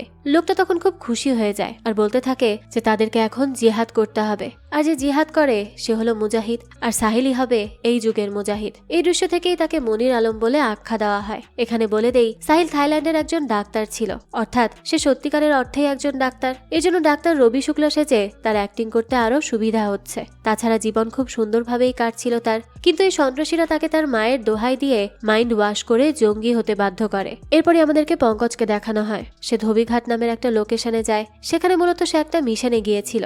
সেখানেই সে একটা লোককে আটক করে। এরপরই আমরা তাকে লোকটাকে বলতে শুনি যে সেই তো সেই লোক যে কিনা স্টেট গেস্ট হাউসের আশেপাশে ঘোরাঘুরি করছিল। সে কি জানে যে এমনটা করা দণ্ডনীয় অপরাধ? সে এমনটা করতে পারে না। তাছাড়া সেখানে বাংলাদেশের প্রাইম মিনিস্টারও আছে। লোকটা তখন বারবার বলতে থাকে সে কিচ্ছু করেনি। পঙ্কজ তখন তাকে মার দেওয়ার জন্য থানায় পাঠিয়ে দেয়। এরপরই আমাদেরকে বাংলাদেশি প্রধানমন্ত্রী সুলতানা আর ভারতের রাষ্ট্রপতি অনিমেষ চ্যাটার্জিকে দেখানো হয়। তারা একসাথে রাষ্ট্রপতি ভবনে বসে আছে। সেখানে তারা দুজন রবীন্দ্রনাথ ঠাকুরের একলা চলরে এই গানটা শুনতে থাকে। অনিমেষ বলে যে এটা সুপ্রিয়ার সবচেয়ে প্রিয় গান। সুপ্রিয়া হলো তার ওয়াইফ। সুলতানা তখন বলে যে গানটা রবি ঠাকুরের কণ্ঠে দুই বাংলার সেতু বন্ধনের গান, যেটা কিনা তাকে বৌদি অর্থাৎ সুপ্রিয়া বলেছিল যে এখন আর বেঁচে নেই। তো দেখা যায় তারা দুজন বাংলাদেশ এবং ভারত নিয়ে অনেক গল্প করতে থাকে, কারণ এতদিন পর তাদের আবারও দেখা হলো। এদিকে দেখা যায় পঙ্কজ প্রেসিডেন্ট অনিমেষ চ্যাটার্জির সাথে দেখা করার জন্য অপেক্ষা করছিল। অনেকক্ষণ পর অনিমেষ সুলতানার সাথে কথা বলা শেষে পঙ্কজকে তার কাছে ডেকে নেয়। তখনই অনিমেষ পঙ্কজকে সুলতানার সাথে পরিচয় করিয়ে দেয়। সে তাকে বলতে থাকে এ হলো Pankaj Sinha, the lion king. Animesh আরো বলে সে কি জানে তার শ্বশুরবাড়ি বাংলাদেশ। তখন সুলতানা উজিরপুরের কথা বলতেই অনিমেষ বাংলাদেশের কথা বলতে শুরু করে দেয়। বাংলাদেশে থাকা তার স্মৃতি নিয়ে বলতে থাকে সে। বিয়ের পর অনিমেষ নাকি কোনো কারণে বাংলাদেশে যেতে পারেনি, আর যখন ফাইনালি যেতে পারে তখন তার বয়স ছিল ৭৫। আর সেই বয়স্ক জামাইকে দেখার জন্য বাংলাদেশে অনেক শোরগোল বেঁধে গিয়েছিল। সবাই তাকে দেখতে অনেক উদ্বিগ্ন ছিল। এখান থেকে দৃশ্য চলে যায় সেই পুরনো গল্পে, অর্থাৎ বাংলাদেশের উজিরপুরে, যেদিন কিনা প্রেসিডেন্ট অনিমেষ চ্যাটার্জি সেখানে গিয়েছিল। আর সে বাংলাদেশের আতিথেয়তা দেখে অনেক বেশি খুশি হয়েছিল। এখান থেকে দৃশ্য চলে আসে বর্তমানে গৌরী দেবীর বাসায়, যেখানে আমরা দেখতে পাই ইতিমধ্যেই গৌরী দেবীর সাথে নকল রবি শুক্লার অনেক বেশি ভালো সম্পর্ক হয়ে গিয়েছিল। তারা সবসময় একসাথেই থাকে আর অনেক গল্প করে। তাছাড়া দেখানো হয় রবি শুক্লা গৌরী দেবীর সাথে করে সিঙ্গারাও খাচ্ছিল, আর তাদের সাথে তখন কনকও উপস্থিত ছিল। সে সময় দেখানো হয় গৌরী দেবীর কাছে সেই লন্ডনে থাকা পার্সোনাল ডাক্তারের কল আসে। এটা দেখে তো মনির অর্থাৎ নকল রবি শুক্লা অনেক বেশি ঘাবড়ে গিয়েছিল। গৌরী দেবী তখন তার সেই ডাক্তারকে বলতে থাকে তার স্টুডেন্ট এখানে চলে এসেছে আর তার খুব ভালো করে খেয়াল রাখছে, সে তো একেবারে তার ছেলের মতো হয়ে গেছে। ডাক্তার তখন রবির সাথে কথা বলতে চায়, তবে ডাক্তার যাতে তার সত্যটা বুঝতে না পারে তাই মনির ইচ্ছে করে সিঙ্গারা খেতে খেতে তার সাথে কথা বলতে থাকে, যার জন্য ডাক্তার তার উপর একদমই কোনো সন্দেহ করে না। এরপর দেখা যায় পঙ্কজ তার টিম নিয়ে কলকাতা চলে এসেছে। সেখানে গিয়ে সে কল্পনাদের সাথে দেখা করে। কল্পনা তো অনেক খুশি ছিল, কিন্তু তখনই পঙ্কজের কাছে একটা কল আসলে সে তার সাথে আর হাত মেলায় না। এতে কল্পনা একটু কষ্টই পায়, কারণ সে তো হাত বাড়িয়ে দিয়েছিল তার দিকে। এদিকে দেখানো হয় পঙ্কজের কাছে তার বাসা থেকে কল করে জানানো হয় যে তার ছেলে অসুস্থ হয়ে পড়েছে। কথা জানতে পেরে কল্পনাও একটু আপসেট হয়ে যায়। এখানে কল্পনার ভাবভঙ্গি দেখে বোঝাই যায় যে সে পঙ্কজকে পছন্দ করে, তাই তার ছেলে আছে জেনে সে একটু কষ্ট পেয়েছিল। যাকে এরপরই দেখানো হয় গতরাতে কল্পনা সেই মিশন থেকে যাদেরকে ধরে এনেছিল তাদের নিয়ে পঙ্কজ অনেক কিছু বলতে থাকে। আসলে সে তাদের কথা বলে কল্পনাকে লজ্জা দিচ্ছিল, কারণ কল্পনা আগের দিন কাউকেই ধরে আনতে পারেনি। তখনই কল্পনা তাকে বলতে থাকে যে সে কাউকে ধরতে পারেনি ঠিকই, কিন্তু সেখান থেকে অনেক অনেক অস্ত্র পাওয়া গেছে। আর তাছাড়া সেদিন যে লোকটা খুন হয়েছিল তাকে সে গুলি করেনি, আর এর প্রমাণ হলো লোকটার মাথায় যে গুলি পাওয়া গেছে তার সাইজ কল্পনার বন্দুকের গুলির সাইজের থেকে অনেক ছোট। তখন পঙ্কজ তার কাছে জিজ্ঞেস করতে থাকে যে সেই বিল্ডিং এ যে সন্ত্রাসীরা রয়েছে আর তারা অস্ত্র পাচারের যে কাজ করে এই ব্যাপারে তাকে কে খবর দিয়েছিল। কল্পনা বলে তার একটা সোর্স আছে, সেই তাকে এই খবর দিয়েছিল। এরপরে আমাদেরকে 7 দিন আগের দৃশ্য দেখানো হয়। সেই নকল ডাক্তার রবি শুক্লা অর্থাৎ মনির আলমী কল্পনাকে সেই বিল্ডিং এ থাকা সন্ত্রাসের আর সেখানে থাকা অস্ত্রের খবর দিয়েছিল। এ থেকে বোঝা যায় মনির এটা ইচ্ছে করে করেছে, যাতে করে কল্পনা কখনোই তাকে সন্দেহ না করে আর সে কল্পনার সাথে বন্ধুত্ব করতে পারে। এগুলো তার বড় প্ল্যান বাস্তবায়ন করার জন্য অনেক বেশি উপযোগী হবে। গল্প আবারও ফিরে আসে বর্তমানে। কল্পনার কাছ থেকে সবটা শুনে পঙ্কজ এই কেস নিয়ে ভাবতে থাকে। তখনই আমরা দেখি হঠাৎ করে কল্পনা পঙ্কজের দিকে মুগ্ধ হয়ে তাকিয়ে থাকে, আর এত সিরিয়াস একটা মোমেন্টে সে মনে মনে পঙ্কজকে নিয়ে রোমান্টিক স্বপ্ন দেখতে থাকে। পঙ্কজ যখন কিছুক্ষণ পরে কল্পনাকে অন্যমনস্ক দেখতে পায় তখন সে তাকে এক বকা দিয়ে তাকে সবকিছুতে মনোযোগ দিতে বলে। কল্পনা তখন আবারও নিজেকে সামলে নেয়। পঙ্কজের পর বলতে থাকে যে পয়েন্ট 338 গুলির শুট অনেক দূর থেকে হয়, আর নিশ্চয়ই গুলিটা কোনো স্নাইপার রাইফেল থেকে করা হয়েছে, কারণ স্নাইপার ছাড়া এত দূর থেকে গুলি অন্য কোনো গান দিয়ে করা কখনো সম্ভব না। তার মানে শত্রু সেই লোকেশন থেকে অনেক দূরে ছিল। তারা এসব নিয়ে কথা বলছিল, তার মধ্যেই পঙ্কজের কাছে দিল্লি থেকে একটা কল আসে। তার টিমের একজন মেম্বার এজেন্ট রিয়া তাকে কল করেছিল। সে বলতে থাকে যে জেএসএম তাদের সুপার সেল অ্যাক্টিভেট করে ফেলেছে, যেটা বাবু ভাই নামক এক সন্ত্রাসের কাছ থেকে জানা গেছে। তাছাড়া বাবু ভাই নাকি বাংলাদেশে 50টারও বেশি কল করেছিল। এদিকে আমাদেরকে গৌরী দেবীকে দেখানো হয় সে একা একা বসেছিল। তখনই সে তার ভাই অনিমেষ চ্যাটার্জিকে কল করে আর কথায় কথায় বলতে থাকে যে সে যদি মারা যায় তাহলে অনিমেষ যেন তার ছাই দামোদরে ভাসিয়ে দেয়। কিন্তু এই কথা শুনে প্রেসিডেন্ট অর্থাৎ অনিমেষ চ্যাটার্জি বলে যে তার কিচ্ছু হবে না, সে তাকে ছেড়ে কোথাও যাবে না। তারা কিছুদিন পরে একসাথে সাথে বাংলাদেশ যাবে, আর তাদের সাথে তাদের পুরো পরিবারও যাবে। গৌরী দেবীও তখন এই কথা শুনে বেশ খুশি হয়ে যায়, কারণ তারও বাংলাদেশ যাওয়ার অনেক ইচ্ছা ছিল। অন্যদিকে দেখানো হয় পঙ্কজ কল্পনা এবং তাদের পুরো টিমকে নিয়ে মিটিং এ বসেছে। সে সবাইকে বলতে থাকে যে পুরো সাউথ এশিয়া জুড়ে জিএসএম তাদের সুপার সেল অ্যাক্টিভ করে ফেলেছে। এছাড়া বাংলার বর্ডার দিয়ে অস্ত্র পাচার চলছে।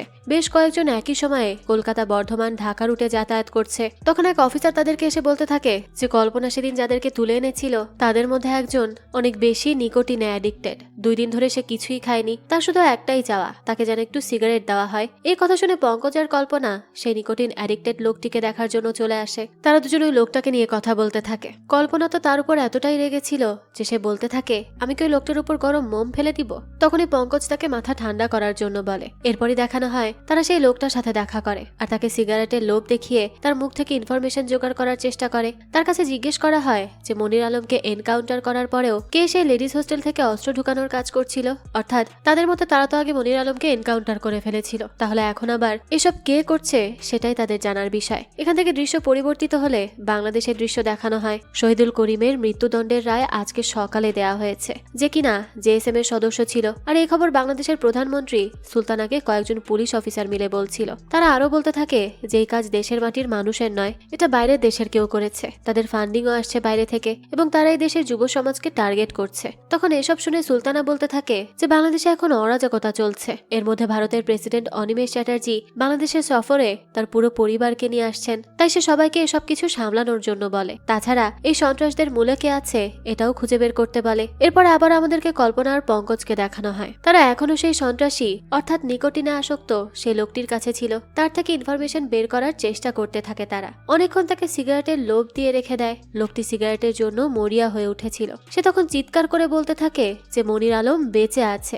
তখনই আমাদেরকে ফ্ল্যাশব্যাকে এখনকার মনির আলম অর্থাৎ সাইলেন্ট ট্রেনিং এর দিনগুলোর দৃশ্য দেখানো হয়। তাকে ব্রেন ওয়াশ করার পরে স্নাইপার, তাছাড়া আরো বিভিন্ন বন্দুক চালানো, তারপর বোমা বিস্ফোরণ, এই সব কিছু ট্রেনিং দেওয়া হচ্ছিল। বর্তমানে পঙ্কজ সন্ত্রাসী লোকটিকে সবকিছু খুলে বলার জন্য বলতে বলে। লোকটি তখন বলতে থাকে যে তার নাম হলো হাসান বরাত। সে ফেক নোটস পাঠায় আর কাশির সিরাপ পাচার করে। এই কাজ করতে গিয়ে তার মনির আলমের সাথে পরিচয় হয়। মনির আলম এবং তার টিম হাসানকে বিশ্বাস করেছিল, কিন্তু তাদের বড় পরিকল্পনাতে তাকে সামিল করেনি। পঙ্কজ তখন তার কাছে প্ল্যানের ব্যাপারে জিজ্ঞেস করে। হাসান বলতে থাকে যে মনির আলম M2 নামের একটা মিশন করবে আর এর প্ল্যানিং করা হবে ইন্ডিয়াতে, কিন্তু মারা যাবে বাংলাদেশে। তাদের ভাষ্যমতে বাংলাদেশের সরকার ভারতের সাথে চুক্তির মাধ্যমে দেশটাকে নাকি বিক্রি করে দিচ্ছে, তাই মনির আলমের এমন উদ্দেশ্য। পরবর্তী দৃশ্যে আমাদেরকে মনিরকে দেখানো হয়। সে গৌরী দেবীর কাছে যায় আর তার সাথে মিলে গান গাইতে থাকে। সে বাংলাদেশের জাতীয় সঙ্গীত গেয়ে তাকে শোনাতে থাকে। সে মূলত জানতে পেরেছিল যে গৌরী দেবী তার ভাইয়ের সাথে বাংলাদেশ যাবে, তাই সে তার কাছে এসে তাকে বলতে থাকে যে সে তাকে নিয়ে যাবে বাংলাদেশে। সেখানে গিয়ে সে তার পুরো খেয়াল রাখবে। গৌরী দেবীও তখন তার এই মিষ্টি মিষ্টি কথায় একেবারে গলে যায় আর তাকে তার সাথে নিয়ে যেতেও রাজি হয়ে যায়। মনির তো তার এই কাজেও সফল হয়। দৃশ্য আবারও চলে আসে পঙ্কজ আর কল্পনার কাছে। পঙ্কজ তাদের সবাইকে মিশন M2 ব্যাপারে বলতে থাকে। সে বলতে থাকে যে বাংলাদেশে কয়েকদিন আগে তাদের প্যারামিলিটারি হামলা করেছিল। হামলা করার পর প্যারামিলিটারিরা তাদের গোয়েন্দা বিভাগের সব অ্যাক্সেস নিয়ে নিয়েছিল, তাই বাংলাদেশ এখন খুবই সংকটের মধ্যে রয়েছে। পঙ্কজ আরও বলতে থাকে যে তাদের সমস্ত খোঁজ মাননীয় সুলতানা রহমানের হাতে তুলে দিতে হবে, তাও আবার হ্যান্ড টু হ্যান্ড অর্থাৎ ফিজিক্যালি। এরপরে আমাদেরকে একটা দৃশ্য দেখানো হয়। আমরা দেখতে পাই মনির আলমের স্নাইপার নিয়ে একটা লোকেশনে বসে তাক করে রয়েছে। সে একটা পাহাড়ের উপরে ছিল। তখনই দূর থেকে রাস্তা দিয়ে দুটো গাড়ি যাচ্ছিল, যার মধ্যে একটা গাড়িতে ছিল দিল্লির সেই স্পেশাল অফিসার রিয়া, যার সঙ্গে সেদিন পঙ্কজ কথা বলেছিল বাবু ভাইকে নিয়ে। এদিকে আবারও পঙ্কজকে দেখানো হয় সে একজন সন্ত্রাসীকে আটক করেছে আর তার কাছে মনির আলম কোথায় সেটা জিজ্ঞেস করতে থাকে সে। অন্যদিকে দেখা যায় রিয়ার ফোনে একটা নোটিফিকেশন আসে। এটা দেখে সে সাথে সাথে পঙ্কজকে কল করে। আর এইদিকে মনির আলম তখন কোন গাড়িতে রিয়া রয়েছে সেটা শিওর হয়ে যায় আর তাকে স্নাইপার দিয়ে গুলি করে মেরে ফেলে। এরপরই সে নিজের মধ্যে বলতে থাকে যে জিহাদ হলো তাদের কানুন, জিহাদি হলো তাদের মঞ্জিল, আর জিহাদের জন্য মারা যাওয়া তাদের সবচেয়ে বড় কর্তব্য। বুঝুন কিভাবে তার ব্রেন ওয়াশ হয়ে গেছে। এরপরই দেখা যায় পঙ্কজ রিয়ার মৃত্যুর খবরটি জেনে যায়। সে বুঝতে পারে যে তার উপর সন্ত্রাসীরাই হামলা করেছে। সে তখন রিয়ার মৃতদেহ থেকে উদ্ধার করা বুলেটের রিপোর্ট তার বসের কাছে নিয়ে যায় আর তার কাছে জমা দিয়ে বলতে থাকে যে মনির এখনো বেঁচে আছে আর সে বাংলাদেশে বড় একটা আক্রমণ করতে চলেছে। তার বস তখন এসব শুনে তাকে বলতে থাকে যে এটা তো বাংলাদেশের পার্সোনাল ম্যাটার, তাদের এতে এত মাথা ঘামানোর কি আছে। পঙ্কজ উত্তরে বলে তাদের প্রেসিডেন্ট অনিমেষ চ্যাটার্জি বাংলাদেশ সফরে যাচ্ছেন, সেখানে তার বড় বিপদও ঘটে যেতে পারে, তাই বস যেন তাদেরকেও সেখানে যাওয়ার তাড়াতাড়ি করে ব্যবস্থা করে দেয়। তো এরপরই দেখানো হয় প্রেসিডেন্ট অনিমেষ চ্যাটার্জি তার পরিবারের সাথে মিলে ঢাকায় চলে আসে। গৌরী দেবী সহ তাদের পরিবারের সবার সুরক্ষার জন্য সেখানে কল্পনা এবং তার টিমকেও পাঠানো হয়। বাংলাদেশে নামতেই কল্পনার অ্যাসিস্ট্যান্ট অর্থাৎ ইন্সপেক্টর নিতিন বাবুকে কেউ কল করে আর জানাতে থাকে যে গৌরী দেবীর কাছে যে ডাক্তারের অর্থাৎ রবি শুক্লার যাওয়ার কথা ছিল তাদের কাছে সেই ডাক্তার মিসিং হওয়ার কেস এসেছে। তখনই নিতিন বাবু অবাক হয়ে তাকে বলতে থাকে যে সে উল্টোপাল্টা কথা কেন বলছে, সেই ডাক্তার তো তার সাথেই রয়েছে। এ কথা বলে সে রাগ দেখিয়ে সাথে সাথে কল কেটে দেয়। মনির তো এদিকে অনেক বেশি ঘাবড়ে গিয়েছিল, কিন্তু যখন সে দেখে যে নিতিন তার উপর কোনো সন্দেহ করেনি তখন সে স্বস্তির নিঃশ্বাস ফেলে। এরপর চলতে চলতে নিতিন বাবু নর্মালি মনিরের কাছে জিজ্ঞেস করে যে সে আগে কোথায় থাকতো আর কোন মেডিকেল কলেজ থেকে পড়াশোনা করেছে। মনির তখন তাকে একটা মেডিকেল কলেজের কথা বলে। নিতিন এটা শুনে বলতে থাকে যে তাই নাকি, সেই মেডিকেল কলেজে তো আমার একজন কাকা কার্ডিও বিভাগের প্রফেসর, তার নাম হলো সমিত বন্দ্যোপাধ্যায়। মনির তো তাকে নিশ্চয়ই চেনে। তখন মনির তার যেন সন্দেহ না হয় তাই বলতে থাকে যে হ্যাঁ হ্যাঁ সে তাকে চেনে, কিন্তু তখনই নিতিন বলে যে সে নাম ঠিক করে বলেনি, তার নাম হলো শঙ্কর বন্দ্যোপাধ্যায়। মনির যে তখন কি বলবে কিছুই বুঝতে পারছিল না। তাছাড়া সেই সময় সেখানে কল্পনা চলে আসলে নিতিনও এটা নিয়ে ভাবার সময় পায় না। তো কল্পনা মনিরের কাছে আসে আর তাকে বলতে থাকে যে সে যদি কিছু মনে না করে তাহলে সে তাকে একটা প্রশ্ন করতে চায়। সে কখনো বিয়ে করেনি তাই না, কিন্তু কেন? এই কথা শুনে মনির সেখানে চুপ হয়ে যায়। সেই সময় আমাদেরকে ফ্ল্যাশব্যাকের দৃশ্য দেখানো হয়। থাইল্যান্ডে ডাক্তারি করার সময় সাহিল আর মাহিরার মধ্যে প্রেমের সম্পর্ক হয়। একদিন ক্যাম্পাসের সবার সামনে সাহিল আয়শাকে তাকে বিয়ে করার প্রস্তাব দেয়, অর্থাৎ তাকে প্রপোজ করে, কিন্তু এরপর কি হয় তার দেখানো হয় না। এখান থেকে দৃশ্য আবারও বর্তমানে ফিরে আসে।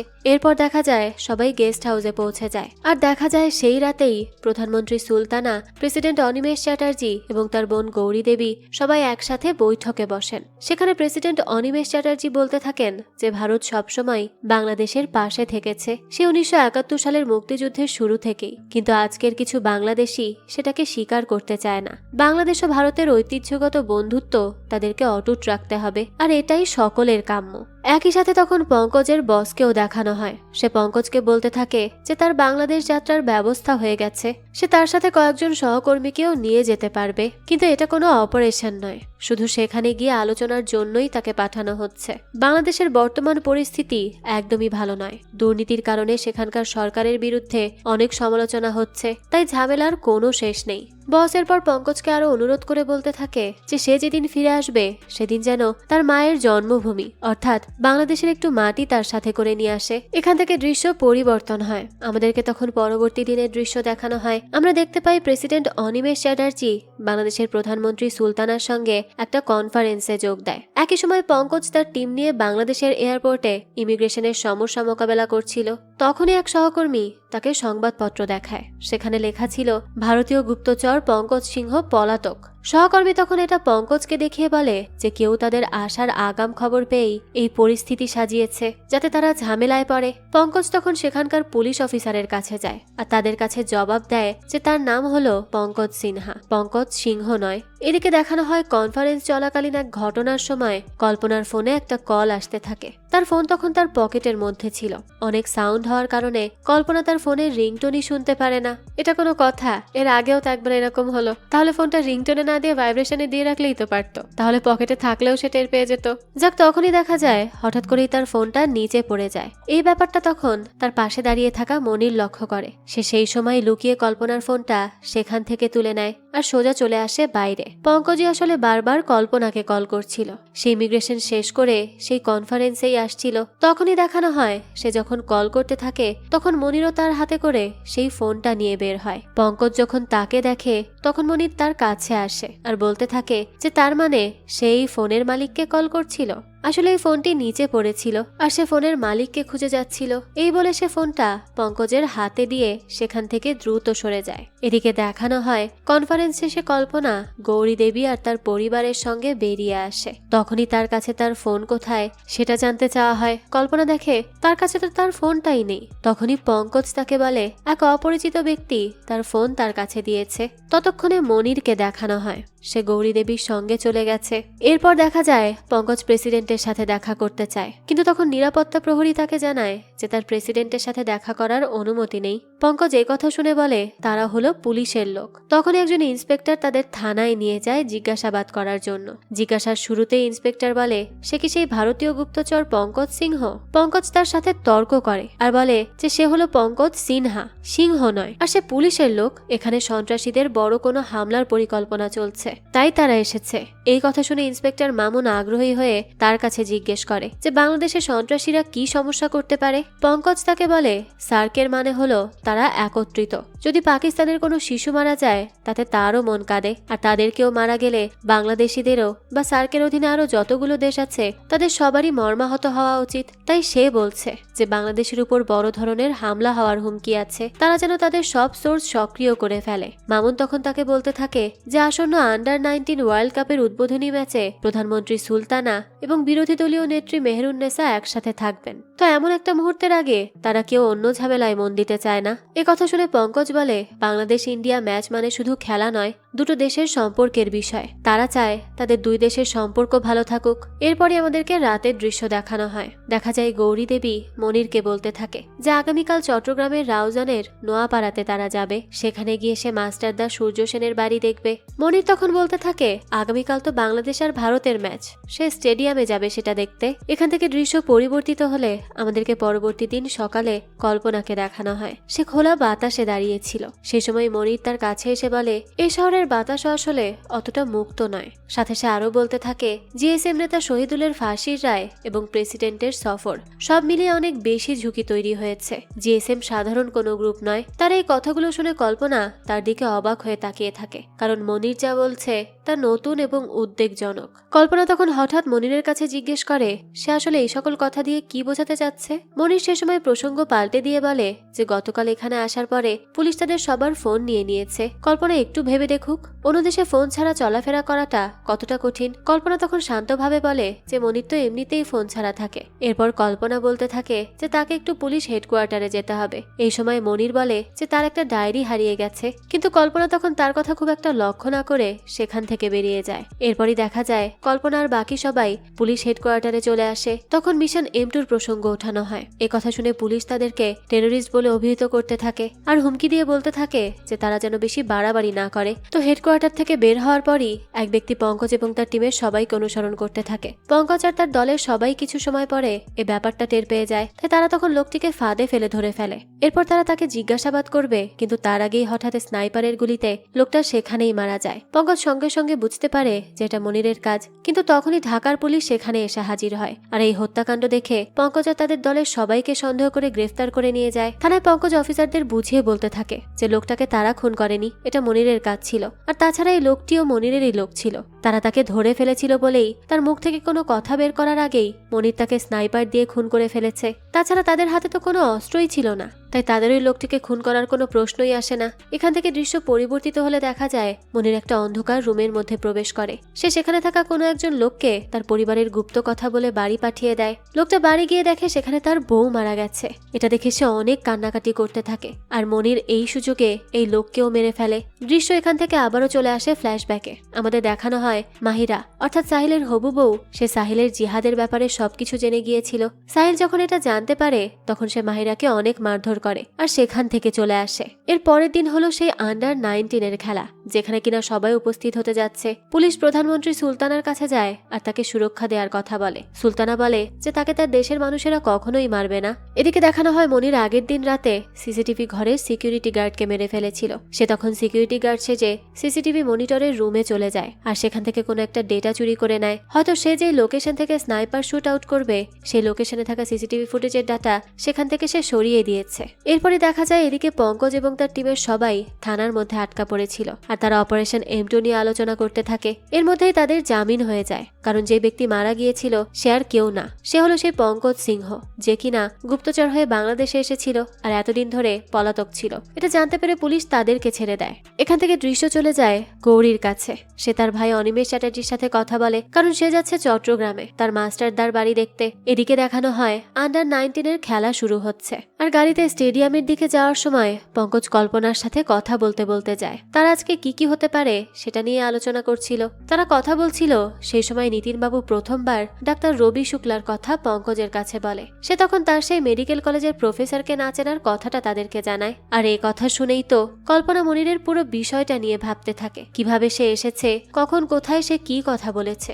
সবকিছু নিয়ে সে যখন চিন্তা করতে থাকে তখন এক পর্যায়ে সে বুঝতে পেরে যায় যে মনির আলমই রবি শুক্লা সেজে রয়েছে। তখন নিতিনও বলতে থাকে যে তার কাছে খবর এসেছে রবি শুক্লা নামের একজন ডাক্তার মিসিং। এই সব কথা শুনে পঙ্কজ গৌরী দেবীর খোঁজ করে আর বলতে থাকে যে গৌরী দেবীর ভাগ্নে নিশি তার ফেসবুকে একটা পিকচার আপলোড করেছে, যা দেখে তারা জানতে পারে যে তারা সবাই এখন স্টেডিয়ামে খেলা দেখতে গেছে। তখনই সেখানে প্রথমবার মনির আলমের ছবি পঙ্কজ দেখে। এই ছবি দেখে বাকি দুজন অফিসার পেছন থেকে সাথে সাথে জানায় যে ফরেন্সিক টিম যে ছবি বের করেছে তার সাথে তো এই ব্যক্তির অনেক মিল আছে। আর এই লোকের নাম হলো সাহিল চৌধুরী, সে একজন ট্রেন স্নাইপার। আর তখনই ব্যাক স্টোরি দেখানো হয়। এখানেই ফাঁস হয় যে সাহিল কিভাবে রবিকে মেরে গৌরী দেবীর পরিবারে প্রবেশ করে আর কি উদ্দেশ্যে সে এই দেশে এসেছে, আর কেনই বা সে মোবাইল ফোন ব্যবহার করতো না। সে মোবাইল ফোন ব্যবহার করতো না যাতে করে পুলিশ তাকে কোনোভাবে ট্র্যাক করতে না পারে। এই সব কিছু জানতে পেরে তারা তাড়াতাড়ি করে স্টেডিয়ামের উদ্দেশ্যে রওনা হয়। এদিকে দেখানো হয় অনিমেষের পরিবার স্টেডিয়ামে চলে গেছে, আর মনির আলম তখন তাদের দেখে আলাদা কোথাও যেন চলে যায়। অন্যদিকে দেখানো হয় খেলা শুরু হওয়ার আগের মুহূর্তে এক সঞ্চালিকা বাংলাদেশি প্রধানমন্ত্রী সুলতানা আর বিরোধী নেত্রী মেহরুন্নেসার সাথে সবাইকে পরিচয় করিয়ে দিচ্ছে। তখনই দেখা যায় একটা অন্ধকার রুম থেকে মনির আলম তার স্নাইপার রেডি করছে। ওদিকে ম্যাচের ওপেনিং সেরেমনিতে আমাদেরকে দেখানো হয় মাহিরা খান চৌধুরী ওই ওপেনিং সেরেমনিতে ডান্স করবে। অর্থাৎ থাইল্যান্ডে থাকা অবস্থায় সাহিল তাকে ছেড়ে আসার পরে সে সেখান থেকে বাংলাদেশে চলে এসেছিল, আর ডাক্তারি পেশা বাদ দিয়ে সে ডান্সের পেশা বেছে নিয়েছিল। এখান থেকে দৃশ্য পরিবর্তন হলে আমাদেরকে পঙ্কজ আর কল্পনা সহ সকল অফিসারদের দেখানো হয়। তারা সবাই স্টেডিয়ামের ভেতর প্রবেশ করে। এরপরই গৌরী দেবীর কাছে গেলে দেখে রবি শুক্লা অর্থাৎ মনির আলম সেখানে নেই, কারণ সে তো তার কাজ সম্পন্ন করতে গেছে। এদিকে দেখা যায় সঞ্চালিকা প্রধানমন্ত্রী সুলতানাকে আসার জন্য অনুরোধ করে, আর ওইদিকে মনির আলম তার স্নাইপার নিয়ে একদম রেডি। এদিকে অনিমেষকে দেখানো হয় সে তার দিদির জন্য সূর্য সেনের বাড়িতে গিয়েছে আর মালা পরাচ্ছে। এদিকে স্টেডিয়ামে চলছে ধনধান্যে পুষ্পে ভরা গান, মাহিরা সেখানে পারফর্ম করছে। সে সময় আমরা মনিরকে দেখি, সে যখন স্নাইপার দিয়ে তাক করছিল তখন স্টেজে মাহিরাকে দেখে সে অনেক ইমোশনাল হয়ে পড়ে। তার বারবার মন ডাইভার্ট হয়ে যাচ্ছিল, কারণ অনেক বছর পর সে তার ভালোবাসা মাহিরাকে আবারও চোখের সামনে দেখছে।